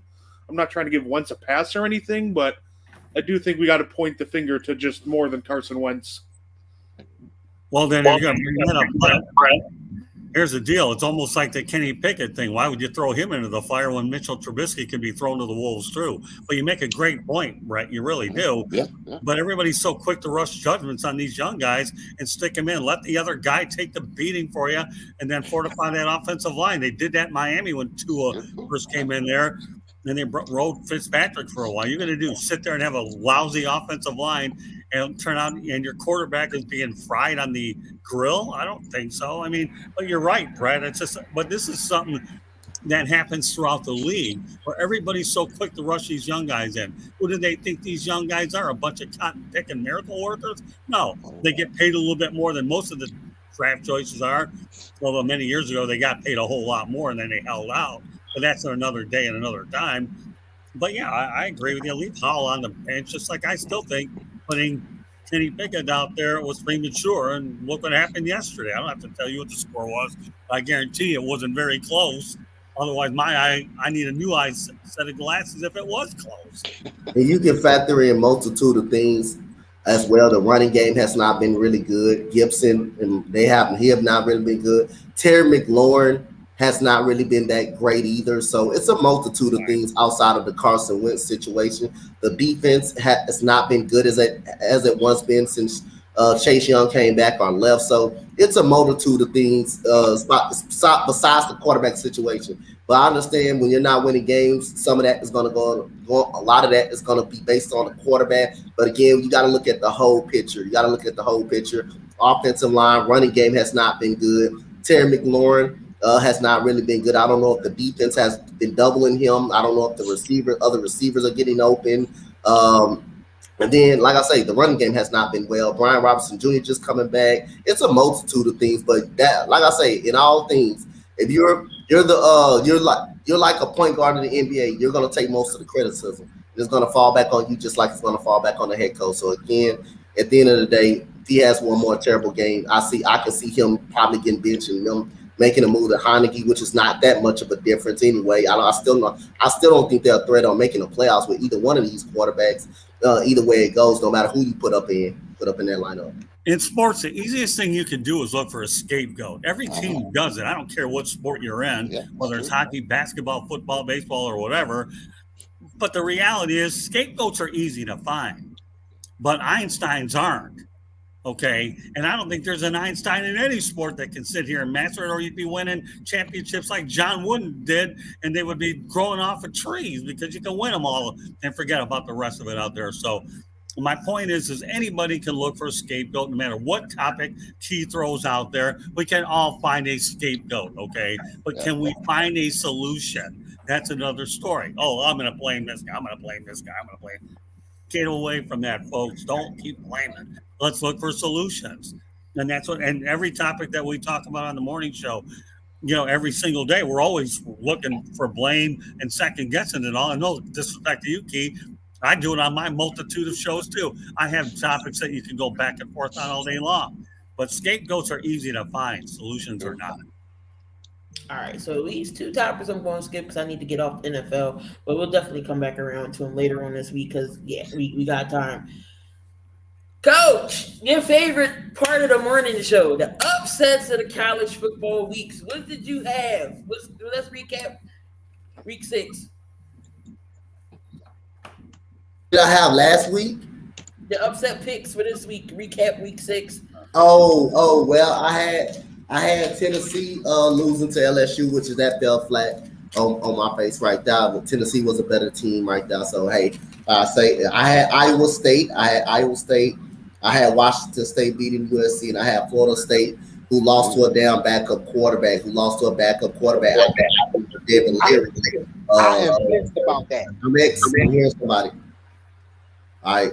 So that's who all my upsets of the week. I guess they all fail, but here now, like I said, again, just an upset's what I thought. But like I say, man, nothing feels good about my Longhorns beating up on cool Oklahoma Sooners, shutting them out, boy, at 9-0. Oklahoma just looked horrendous out, man. It looked lost. Like I say, hey, how about them Longhorns, cool? Yeah, I'll say this. I misread the Longhorns Oklahoma game. I thought Oklahoma would give them a game. Oh, did they ever give them a game, but not the right one? I mean, who would have thunk that? This is the Red River shootout. Is it Red River rivalry? This turned out to be a Red River shootout and assassination is what that was. The only upset that I can recall making, to me, involves Notre Dame, and this game was played in Las Vegas. I did predict Notre Dame would beat BYU. Other than that, I didn't think that what we had on that list was that big a deal. So I'll rest on my laurels and quit while I'm ahead and do it any stink he did many years ago when he's a manager of the Texas Rangers, for those that ever remember. Okay, and I'll just say 1-0. It was Notre Dame that beat BYU. And if you don't know who Eddie Stanky is, folks, Google him up. AJ, any upsets for you this week? I know if you're a big college guy. See, I don't know if I can remember any. I don't know if there's any upsets. Here's the other thing I'll say about the college week. The Alabama-Texas end game ended with one of the worst plays I have ever seen. I don't know. That was crazy. I don't know what the hell they were doing. I mean, the quarterback drives back and throws it to basically to like no one. Like you had 2 seconds. What the hell are you doing? Rub route. Do the rub route. What are you just? I mean, my heavens, what were these people doing down there in Tuscaloosa? I mean, you had Alabama right where you wanted them on the ropes. Knock them out. Con, are you a big college football guy? Not like I'm in basketball, but I would go with South Carolina beating the at that time of the 13th ranked Kentucky, 24-14. I thought that was kind of a surprise. I think a lot of people expected Kentucky to be really playing a lot better than what they have. They're right now they're 4-2, 1-2 in the Southeastern Conference. So I think that would be my big upset this weekend. T-Rock. All I'm gonna say is Florida State is on the college grill. There's no way you lose to a backup quarterback. I'm sorry. I'm just not feeling that. But other than that, I'm actually kind of proud of Tennessee. Their football team actually did something right for once. The ghost of Peyton Manning must have been there because they finally put up. When the last time Tennessee put up 40 points? Can't remember. I'm not gonna lie. I had Texas A&M being Alabama. I was kind of lost on it, but other than that, good week. All right, so standings changed a little bit. I mean, I do like to go over the rankings, who went up drastically, who went down. But your top 10 right now is Georgia's back at number 1. Ohio State is number 2. Alabama's 3. Clemson 4. Michigan, Tennessee moved up 2 and went to number 8. USC went down. Oklahoma State went down. Ole Miss is 9. Penn State is still 10. Now UCLA did go up 10 spots to number 11. TCU went up 4 spots. We got Mississippi State actually moving up 7 spots from where they're at to number 16. Kansas State went up. Syracuse went up. Utah dropped down to number 20, and Kentucky dropped down to number 9. But not bad. Key, I want to mention something. I did on Friday pick UCLA to win against Utah as well, and I'm going to tell you they got some good coaches down in Mississippi. We know Lane Kiffin, to me, is building an offensive juggernaut there, and so is Mike Leach. You talk about 2 guys that will make a lot of noise in the Southeastern Conference from the state of Mississippi. Lane Kiffin and Mike Leach are 2 guys to really watch out for. So I'm glad you brought those games up. Yeah, I think UCLA is going to be really, really interesting. I know one of the things you mentioned here are UCLA and Oregon the best in the Pac-12. I'm going to say that I still believe that USC is, but UCLA is starting to make a significant amount of progress. And by the way, they're getting ready for the Big Ten in a couple of years, so they better get things straightened out once they take their beatings in the Midwest, and it gets really cold out there.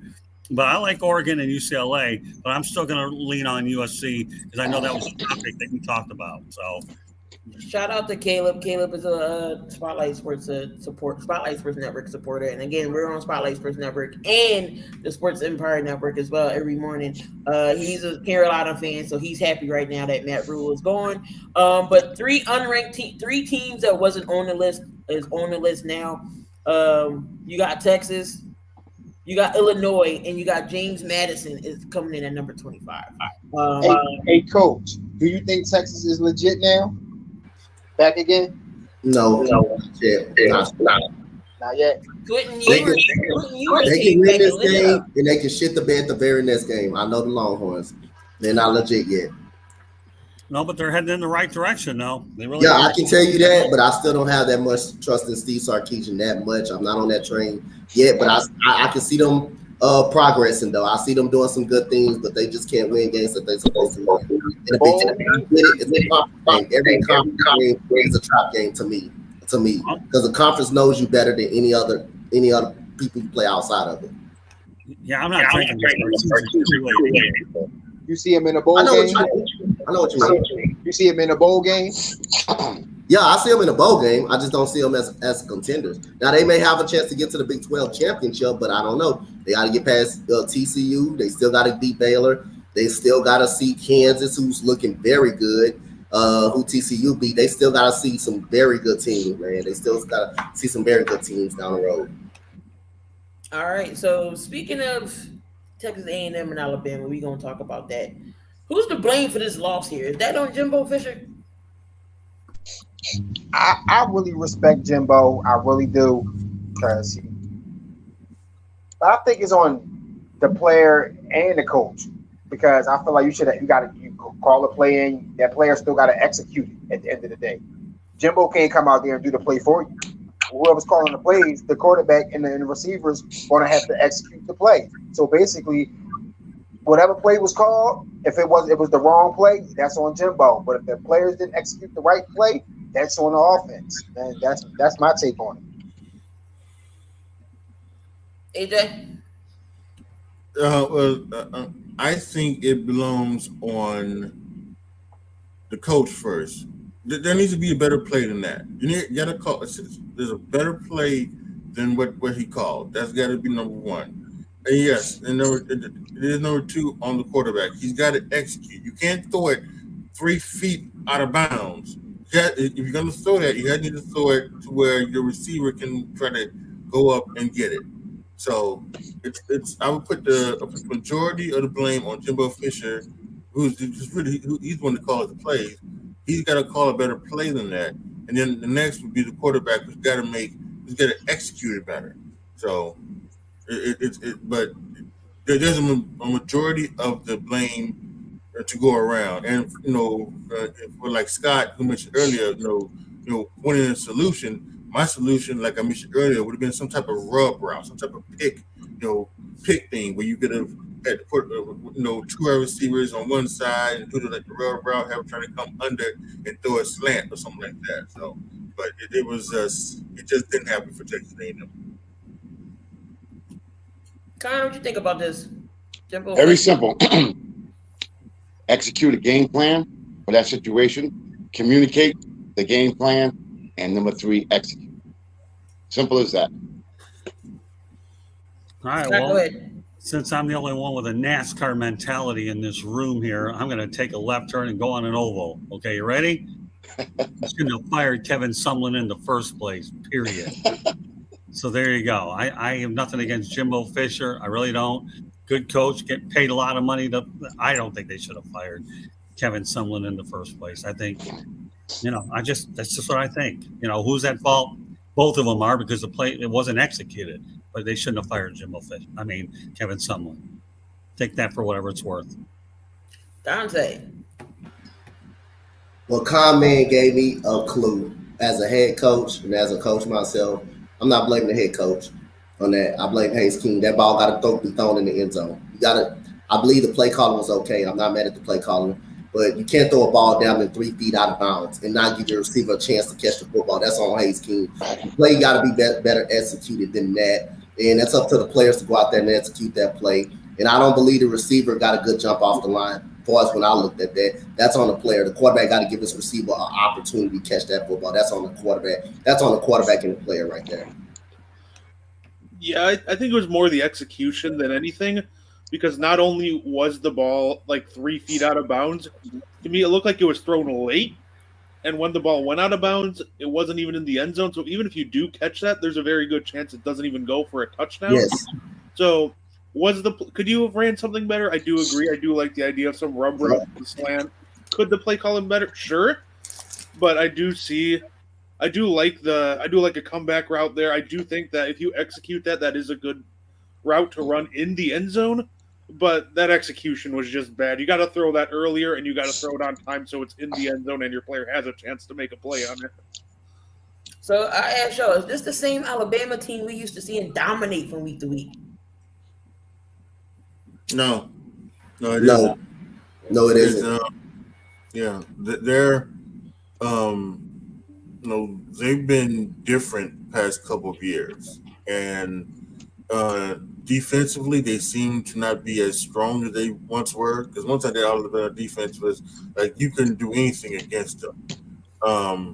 But they, and maybe rightfully so, in the last couple years have gone towards a more offensive mentality. Let's put up as much points as we can. And that's totally fine. But when you're going up against the Georgias of the world and you're going up against other teams who are going to have good defenses, you may not put up those points. And you're going to need to stop somebody. And I think that's not what's happening right now with Alabama. Now, with that being said, their star quarterback, Bryce Young, he was out with an injury. And they had the backup in. So maybe that had something to do with it. In his past game. They couldn't put up the points that they normally do because they had a backup quarterback in. But this isn't the same Alabama team as we've known it to be. But again, like I mentioned with Bill Belichick, I'm not going to count out Nick Saban. And if at the end of the year it's Alabama and Georgia in the national championship game, I'm not going to be surprised. Anybody else want to add to the whole Bama thing? Actually, I think AJ, you're right. That's a fair statement. I would never count Alabama out. All I can say is they're showing a degree of vulnerability, as we found out in the Texas game. Texas came in, that game there could have gone either way, and Texas had it right in their pocket until they gave it away. But there's some vulnerability, but you never count a defending champion out, let alone a coach with a championship pedigree. I don't think so. I mean, and not only that, they are a NFL factory of sending guys there anyway. So I think that's a little bit more of an overreaction. That I think they'll be fine. I do. Yeah, the quarterback Jalen Miro, who I watch personally play football out of Houston, is holding down the fort. But again, I agree with everybody 1,000%. They showed a lot of vulnerability this year, and something tells me, man, I think, to be honest, don't be surprised if Tennessee ends up trying to giving them a run for their money. Tennessee look damn good, so don't be surprised, man, if Tennessee or somebody give them a run for their money and probably put a loss on them because they've been vulnerable not throughout the whole season, man. Arkansas, they were up by Arkansas the whole time. Arkansas almost came back and beat them, so they start all of a sudden running the football and going crazy on Arkansas. And how bad Arkansas fell off the damn map. They just fell apart after the loss against A&M. They just fell straight apart after that. So again, this offense is not the same. This defense really hasn't been the same for Alabama. But at the end of the day, Nick Saban gonna find a way to keep these boys motivated and coaching these boys up. They're gonna find a way in the college football playoff, regardless if they look vulnerable or not. But they're gonna just find their way. Nick Saban always got the blueprint on how to make adjustments, like Bill Belichick. So again, I still think they're gonna be there at the end of the day. But don't be surprised if Tennessee ends up giving them a game next week in Tennessee. Don't be surprised about that. They get hit in the mouth. They have been hit in the mouth several times, and you can make an argument. If Quentin Ewers would have stayed in that game, they could have beat Alabama. They could have beat Alabama. Quentin Ewers looked damn good, and I'm glad he came back. But other than that, Alabama's still going to be there anyway. I think they're still going to find a way to be there. Anybody else want to add to the Alabama thing before we move on here? All I'm gonna say is Alabama better watch out because they mess around and get beat real bad one of these games. I'm trying to tell you, they better watch out. All right. What's going on with Oklahoma? Dante, what's going on with Oklahoma Sooners? What's up? You know what, y'all? I had an awesome week this weekend, man. It seemed like it's a rub in the face week, man. The Texas Longhorns started with the beatdown, 49-0. My Texans won a game. Finally won a goddamn football game. But again, 49-0. I didn't expect that from a Red River rivalry. I didn't expect that, but you can sense, again, this team is not good. The quarterback situation is not good. The defense is not even competitive. They're missing tackles. They're blown coverages.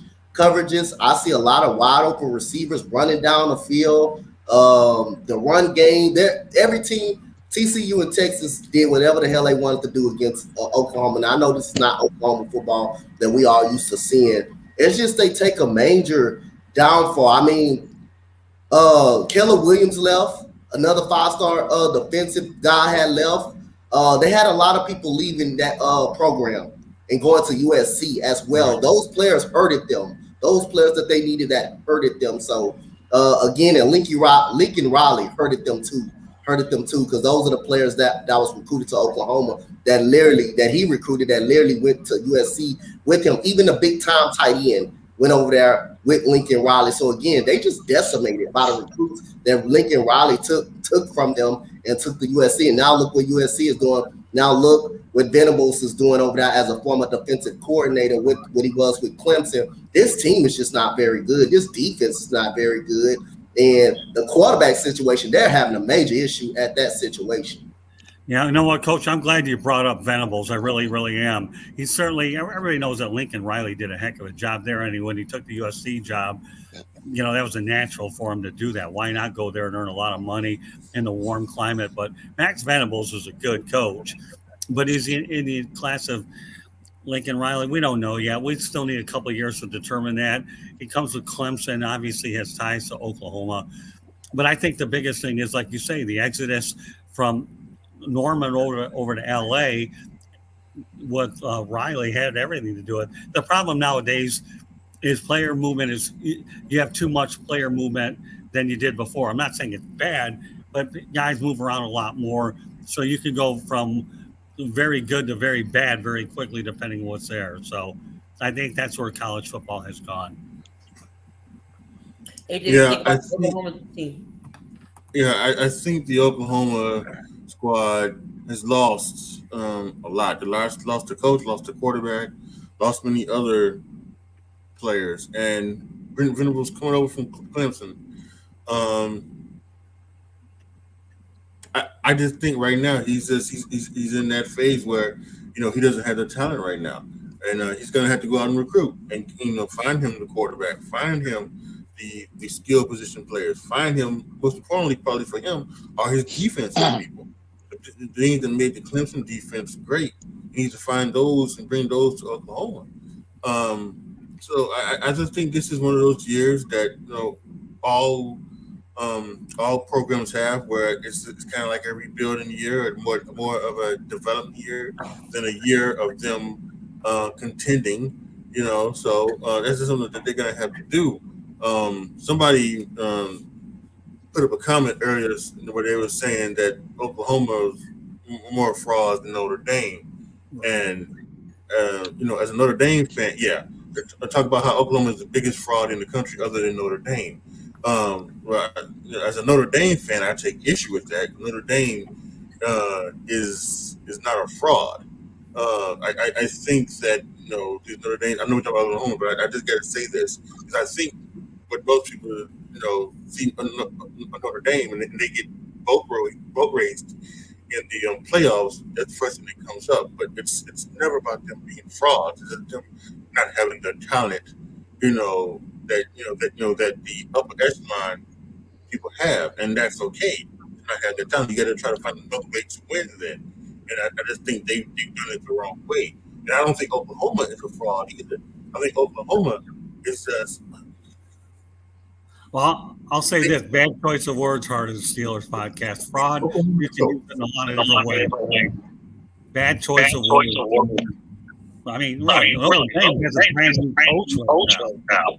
He needs time to adjust. Oklahoma is a credible program, but there are times in these chats where you have poor choice of words, and the word fraud to me is one of them, especially when you're comparing major institutions. Sorry, hard on their Steelers podcast, but I'm hard on you for that comment. Don't buy it, don't appreciate it.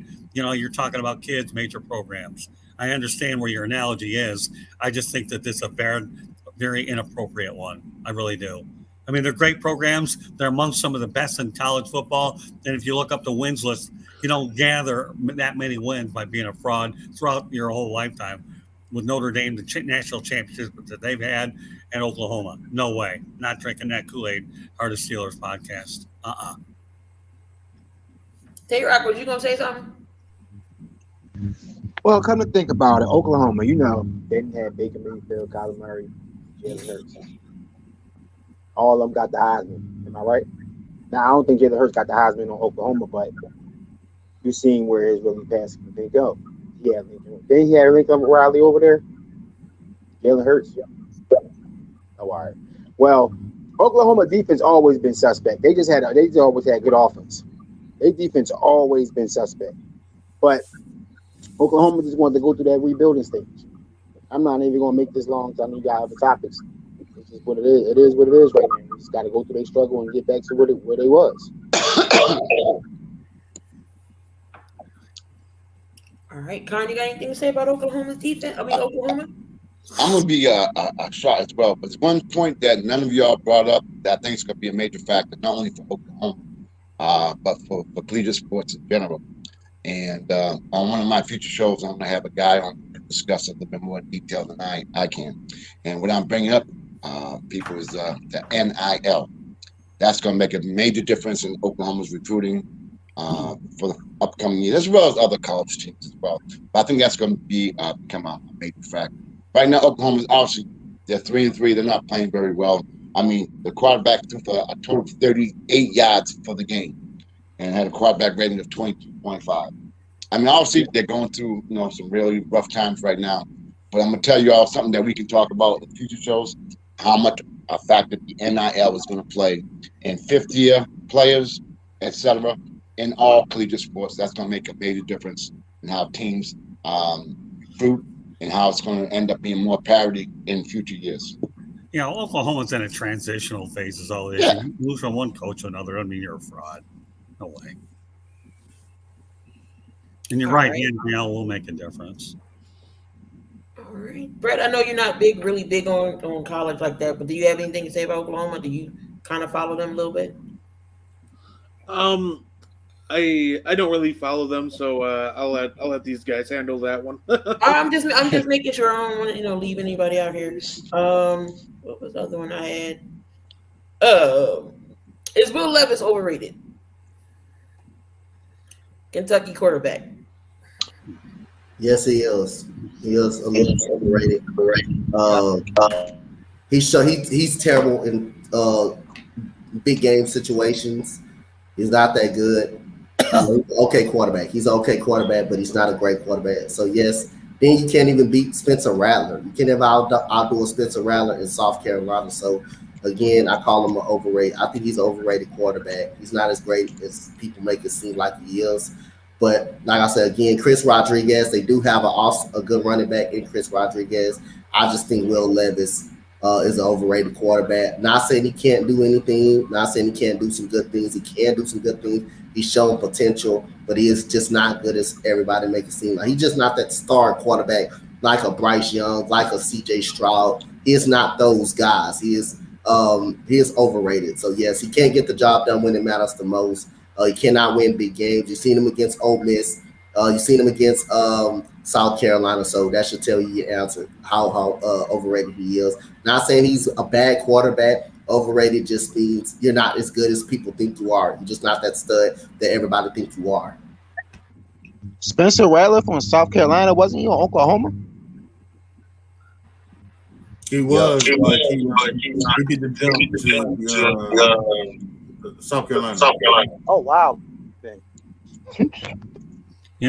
I don't view Kentucky quarterbacks as overrated only because they're probably not rated. Okay. The last one I remember was Tim Couch. Okay. How did that work out in Cleveland? Well, I guess I'm going to get hate mail from them. But reality is I don't, view that Kentucky to me is an area which is going to produce quarterbacks. If he has adequate stats, he's a second or third or fourth day pick, whatever that may be. Now, I won't say overrated. I don't even rate the guy, Again, you're talking about competition in the Southeastern Conference. But let's go back to Tim Couch territory. He went out there and came out of the University of Kentucky with some big-time credentials, and he went on to be one of the biggest busts on the planet. But don't blame him that the Cleveland Browns were practically an expansion team and got killed there anyhow. So, in most cases, I would say I'd take the fifth on it. But when I'm not rating him, then I don't think he's overrated. And for a lot of you folks that want to reach me and give me a hate mail, just do it on Twitter at Tribune South. If you don't like that, then go out there and subscribe to my YouTube channel, SouthFloridaTribune.com. I'll take it there too. I don't care. It doesn't make any difference, right, Keith? They can get a hold of me. I love the hate mail at Tribune South or Twitter or my South Florida Tribune YouTube channel. Subscribe. I'll take it all. No big deal, man. I agree with Scott because I don't know if Will Levis was even rated, highly. I haven't heard a lot about him when it comes to the college quarterback. So I don't think he's overrated if he can't really be rated. And I remember Tim Couch. I remember everybody talking about him from Kentucky. But when I think about Kentucky quarterbacks, I think about the healthy lefty, the Pillsbury throwboy, Jerry Lorenzen. That's that dude. That's what I remember about Kentucky quarterbacks. The big linebacker who was a quarterback. Yeah, I love watching the hefty lefty. Don't pick on him, man. There's a guy that weighed 9 million pounds and knew how to throw the football. And if he wanted to bowl you over, he can bowl you over. You of all the quarterbacks I ever played on that school, I like the hefty lefty. I really did. Good It stuff, wasn't AT. it wasn't bad for the Giants. I mean, You're right. He did a lot better than most people give him credit for. that's Yeah. that's a fact. Karen, anything about Will Levis overrated? I'm going to take coach's, uh, I guess, opinion of. I haven't had a chance to really see him play, so I don't want to be able to, sit here and give you guys my opinion when I really haven't seen him play. So I'm going to take his word for it. I'm going to stay in my lane on this one because I really haven't seen him play, but I will make a point to check him out in future games. That much I will.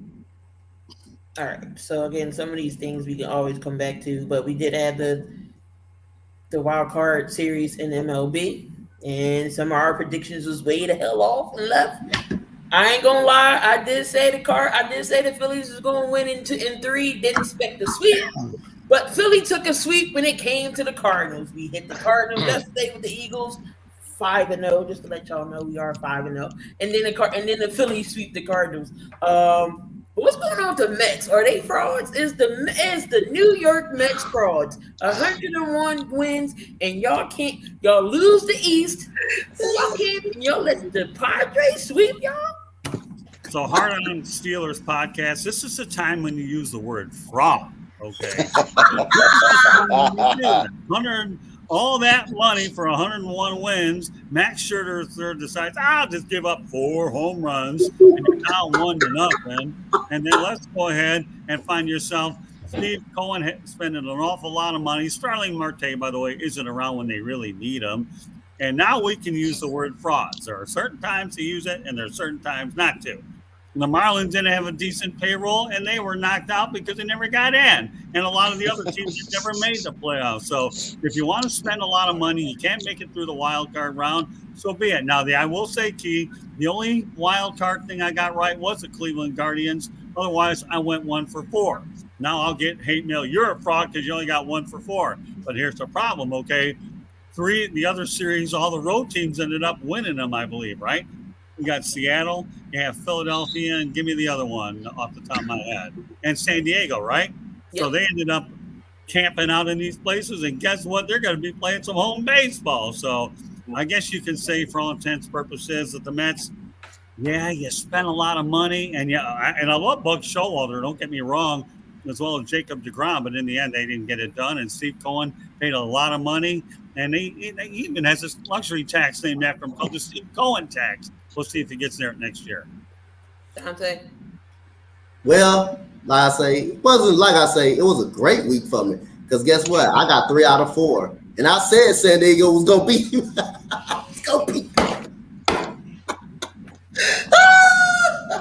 So I agree with Scott. They are the biggest frauds in Major League Baseball. You got one, you cruise through the regular season. Not only that you get a flight out of not only did you take a flight out of San Diego and get beat and win 101 games, you lost the division too. When you was up by more than 10 games in the division. So yes, they are the biggest frauds. Lindell, they got Francisco Lindor, who got that big contract, not living up to expectations. You got one of the top 2 pitchers in the game, probably one of the top 10 pitchers in the game. You got both of them in the rotation. And how about Matt Sergi getting knocked around by San Diego like he was put on the tee, like he was put on a baseball tee? How about that? And like I said again, it's been an exciting week for me this weekend, man. 3-1 throughout my playoff prediction. The only thing I didn't get right was the St. Louis Cardinals series.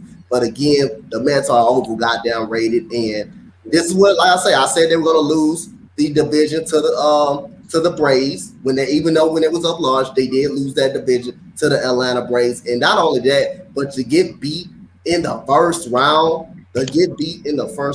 by San Diego. And like I say, this is part of a definition. All the team is due. They need to make it. The Padres were struggling throughout the whole regular season, and they struggled some when they got Juan Soto a lot. But if they can get in the playoffs, they can scare some teams. Juan Soto is a very good bet that you can have in the playoffs. Josh Bell is a contact back. Manny Machado, those guys could be dangerous when it comes to the playoffs, and it showed against the New York Mets. So yes, the net, I agree with Scott 100,000%. I picked them to lose that division. They did lose it, but not only that, they coughed it up in the wild card round, in the playoff round. They coughed it up. So they did it all. They did two. They went 2 for 2 in both of those statements. Yeah, and you know what? They did it without Fernando Tatis Jr., who got exiled for a while for bad behavior. So, but they made it up at the trade deadline. We'll just see if Josh Hader can get straight, or it's going to be a very tough task against the Dodgers, who, by the way, won 111, 1, 2, 3. But that's how you make 111 with fingers, I guess, right? Go ahead, AJ. Yeah, I don't know if Mets are frauds. I want to wait and see what the Dodgers and the Yankees do, because I think they could probably be bigger frauds than the Mets. But you got to you got to call a spade a spade. You win 101 games and you're out in the wild card round. You let the Braves come from behind And beat you in the division. And win the division. When you had such a massive lead at the halfway point. But AJ, I will say this: so the Giants lost to the Dodgers last year in that one game too. So I don't really think I would be too hard on the Mets in that case, where you had two teams that were one win apart with a lot of wins. But I see your point for sure, AJ. I really do. So you can win a lot of games and you can still be out. And I know we're going to talk about Seattle Mariners time per inning, but once upon a time they won a lot of games. They didn't go very far. But I think they'll go a lot farther now. Brett, we got a couple more minutes. Got to get y'all topics. Your opinions in before we wrap things up. Mets is frauds, Brett. So I definitely think they should have beaten the Padres. That's a fact. I do think they blew that one. When it comes to losing the division, let me give you this. Since June 1st, the Mets went 51-34. The Braves went 62-24. I think in most other divisions, a 51-34 record in the second half of the year there is good enough to win.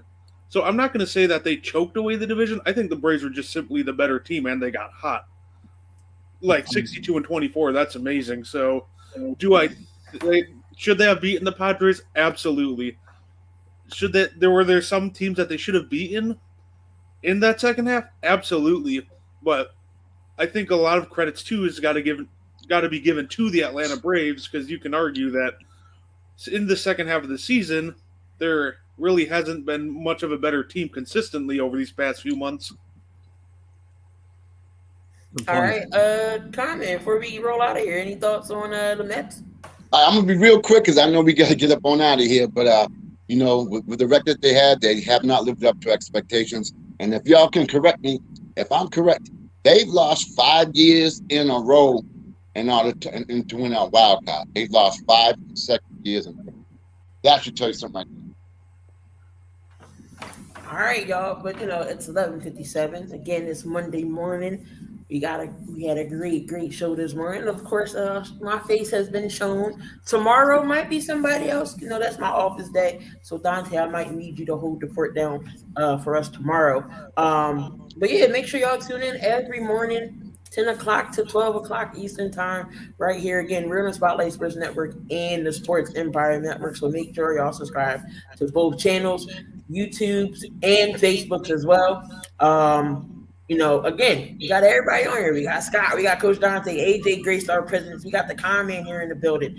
Brett, he's off camera, but he's always up here. Appreciate each and every one of y'all for making the morning show happen. Come back tomorrow. That's all I got to say. My voice is a little raspy because I was at a WWE event this past Saturday here in Philly. So my voice is shot. That's why I ain't got no voice really. But always great. It's always great having y'all. Again, if y'all not have subscribed to Scott, make sure y'all subscribe to the South Florida Tribune on Twitter and on Facebook. Coach Dante, his link's always in the description. My channel as well. Cover all of Philly, but I do talk other sports as well. So everybody up here, make sure y'all subscribe. Con Man has his show on Thursdays on the Sports Empire Network, the Sports Corner. So make sure if y'all want great NBA stories, Con Man got y'all covered. Come on back, y'all. So appreciate each and every one of y'all. We got to get on out of here. And remember, if y'all going to do something, Make sure y'all wouldn't do nothing I wouldn't do. But if you do, do it safely. Everybody enjoy the rest of y'all afternoon. We out of here, guys. Bye, everybody. Bye. Good afternoon, everyone.